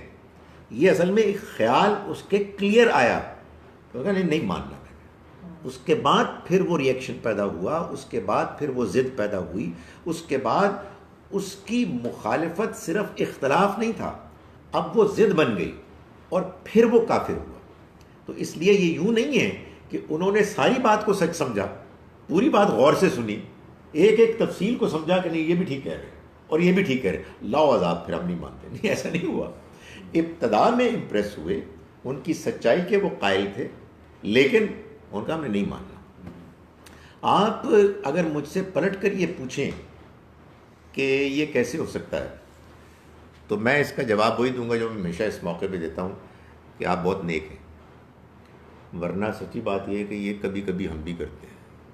سر تھوڑی بہت ضد میں تو آتے ہی ہیں، اگر آپ نہیں آتے تو میں آپ کو سلام کرتا ہوں، لیکن پھر تھوڑی دیر کے بعد آدمی کہتا ہے یار wake up man, what are you doing.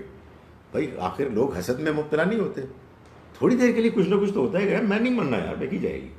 پھر اللہ کا شکر ہے کہ خیال آتا ہے کہ نہیں یار یہ تو بھی زیادتی ہے یار، for God seek.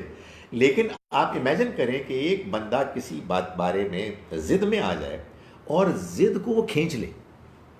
Honest to God کسی معاملے میں ضد میں آنے کے بعد باہر نکلنا از ناٹ ایزی، لیکن اللہ تعالیٰ کی مہربانی ہے کہ وہ توفیق دیتے ہیں. ایگو کہتے ہیں یار، بندہ کہتا ہے یار بندہ کہتے ہیں ہندو نے بولے میں نہیں ماننا. بھائی یار ہم انڈیا کے بارے میں نہیں ہیں کہ ہر ان کی چیز گھٹیا ہے. یہ کیا ہے؟ واٹ یو مین یار، ان کی اچھی چیزیں اچھی ہیں، ان کی بری چیزیں بری ہیں. تو ہم شکر ہے اللہ کرے کہ ہم ایسا نہیں ہے کہ ہم اس میں پھنس جاتے ہیں. تو یہاں جو کفار ہیں دے گو ڈیپ انٹو اٹ، پھر وہ اندھے ہو جاتے ہیں.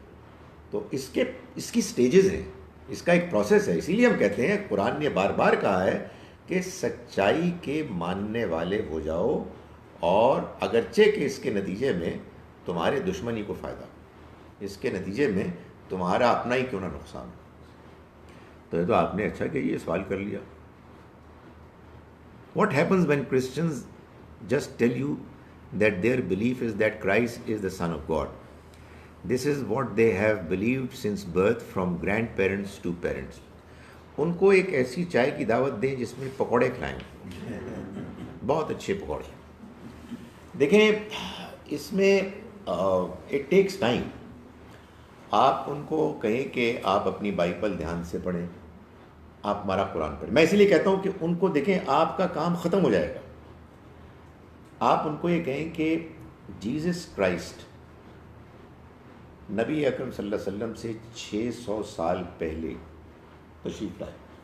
حضور 600 سال بعد لگ بھگ آئے. تو ہم تو جیزس کو مانتے ہیں. Jesus Christ is not our problem. ہم تو ان کو مانتے ہیں.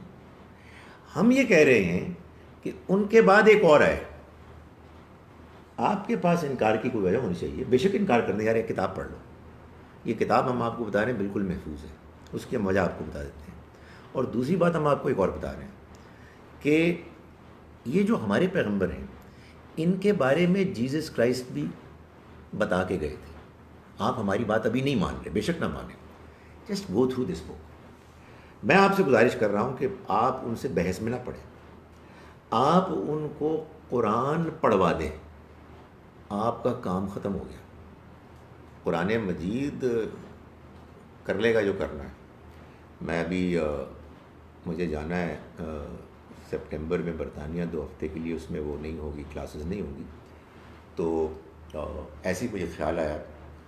کوئی میں نے وہاں کوئی نیکی کا کام نہیں کیا، لیکن ایک لڑکا تھا نوجوان ویلش، میں ویلز میں رہتا تھا، تو میرے پاس آیا تھا. پتہ نہیں کیوں آیا تھا.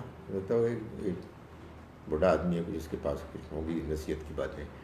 سو یوز ٹو چرچ جانے والا وہ کرسچن لڑکا تھا. تو میں نے ایک دن ایسے اس کو دے دیا. میں نے کہا یوسف علی کا ترجمہ تھا یار، لے جاؤ. تو کچھ دنوں کے بعد اس نے کہا میں مسلمان ہوں. I did nothing honestly. میں مسلمان ہوں. میں نے کہا یار تینوں کی ہوا گاڈ از اسپیکنگ ان دس بک. آپ نے کچھ بھی نہیں کرنا. اچھا اس کے بعد کیا ہوا، جب میں پاکستان آیا مجھے خبریں ملی وہ بدل گیا. میں نے کہا یار میرا خیال ہے کہ میری کوشش میں کوئی خلوص نہیں تھا، تو ہو گیا ایسے ہی ہونا. I was very disappointed. پھر اللہ بھلا کرے مجھے خبر آئی کہ یار ایسے بڑا کمال کرتے ہیں بعض عرب. کو عربوں نے اس کو دیکھا ہوگا یار مسلمان ہے لیکن بالکل ہی عجیب و غریب حرکتیں کر رہا ہے. تو ایک عرب خاتون نے اس کے ساتھ شادی کر لی. اب وہی بندہ کہ جس کو کچھ بھی نہیں آتا تھا، مجھ سے جب کبھی کبھی ٹیلی فون پہ بات ہوئی تو الحمدللہ ماشاء اللہ اللہ اکبر اللہ اکبر. So what I am seeing is کیا I am now eager to meet him کہ یار تو یہ کیا ہے، یہ ہوا کیا؟ قرآن. آپ یقین جانیں یا قرآن یا نماز یا اذان. میں نے آپ کو بتایا تھا ڈاکٹر حمید اللہ نے جو فرانس میں تھے، جو یہ بتاتے تھے کہ ہر ہفتے 2 4 6 مسلمان ہوتے ہیں فرانس میں. تو ان سے پوچھا گیا کہ کیسے ہوتے ہیں، تو ان کا قرآن نماز اذان بس. تو اسی گفتگو نہ کرو، اللہ میاں کو بولنے دو، وہ اپنا کام کریں گے. ہمیں زیادہ بحث کرنے کی ضرورت نہیں. ہمیں بس ان کو اتنا کنونس کرنا ہے جتنا کہ قرآن مجید کے پڑھنے تک ان کو کرنے کی ضرورت ہے. باقی یار it is between them and their God. میں اور آپ زیادہ اسمارٹ ہو سکتے ہیں. وہ اللہ میاں نے وہ کلام نازل کیا سب کے لیے کہ میرے اور آپ کے لیے تو نہیں کیا. تو وہ یا کلام کر دے گا ان کے اوپر، اثر نہیں کرے گا تو آپ نے اپنا کام کر دیا. So what is the centre point of Islam? Submission to God. اللہ کے سامنے جھکنا اور نماز پڑھنا. یہ جو آپ نے وہ جو قرآن مجید کے ترجمے کی بات کرنی ہے جی، آپ نہیں کر رہی تو بس ٹھیک ہے، میں بھی نہیں کرتا. نہیں کرنی ترجمے کی بات جی. وہ انہوں نے مجھے لکھا تھا لیکن وہ ان کو نہیں. آپ دیکھیں میرا یہ خیال ہے کہ میں اس میں یہ گزارش کرتا ہوں کہ اگلا جو ہے وہ 14 اگست ہے. Not because it is 14 August but because I will not be here, تو کلاس نہیں ہوگی. اس کے بعد الحمدللہ بقرعید ہے، وہ 22 کو ہے. تو 21 ہماری کلاس ہے. آپ کرنا چاہیں گے ہم کر لیں گے. اس کے بعد ایک اور کلاس رہ جائے گی. پھر مجھے باہر جانا ہے 2 ہفتے کے لیے. لیٹ می کم بیک، اس کے بعد شروع کرتے ہیں. ان کا آئیڈیا یہ ہے کہ کلاس سے پہلے یا کلاس کے بعد کسی ٹائم پر آدھا گھنٹہ ہم قرآن مجید کا ترجمہ ایسے پڑھیں کہ جو مشق کرتے کرتے اتنا ایک ہمارے اندر صلاحیت پیدا کر دے کہ ہم خود سے قرآن کو جب سنیں تو وہ ہمیں سمجھ میں آ جائے. میرا اپنا یہ تجربہ ہے کہ اگر آپ سورہ بقرہ کو پڑھنے اس طرح سے آگے بھی پڑھیں تو کچھ نہ کچھ یہ چیز پیدا ہو جاتی ہے، آدمی ترجمہ کر کے ہی رواں ہو جاتا ہے. اس لیے قرآن میں ووکیبلری ظاہر ہے کہ آپ کی کچھ ڈیولپ ہو جاتی ہے، کچھ انداز بیان. اب کس کو نہیں معلوم کہ ان الذین آمنوا وعملوا الصالحات کتنی مرتبہ آیا ہے. تو یہ پھر ایکسرسائز پھر ہم کر لیں گے جب اس کے بعد انشاءاللہ. تو اس کے لیے کچھ گرامر ہمیں پڑھائیں گے؟ کچھ بھی نہیں. گرامر تو میں نے پہلے بتایا ہوا ہے، صرف ٹرانسلیشن. گرامر کو میں کوئی زیادہ گرامر پڑھا نہیں سکتا، لیکن جتنی گرامر مجھے آتی تھی وہ میں نے پڑھا کے تو وہ انگریزی میں وہ میں نے ڈال دی ہے. کبھی آپ دیکھنا چاہیں 23 سیشنز میں ہے، یوٹیوب میں ڈالیں خالد ظہیر اور آگے لکھیں عربک، تو آپ پتلون قمیض والے ایک مولوی صاحب آپ کو نظر آئیں گے اور وہ انگریزی بولنے کی کوشش کر رہے ہیں. خالد ظہیر عربک. ٹھیک ہے، اوکے. سبحانک اللہم نشہد ان لا الہ الا انت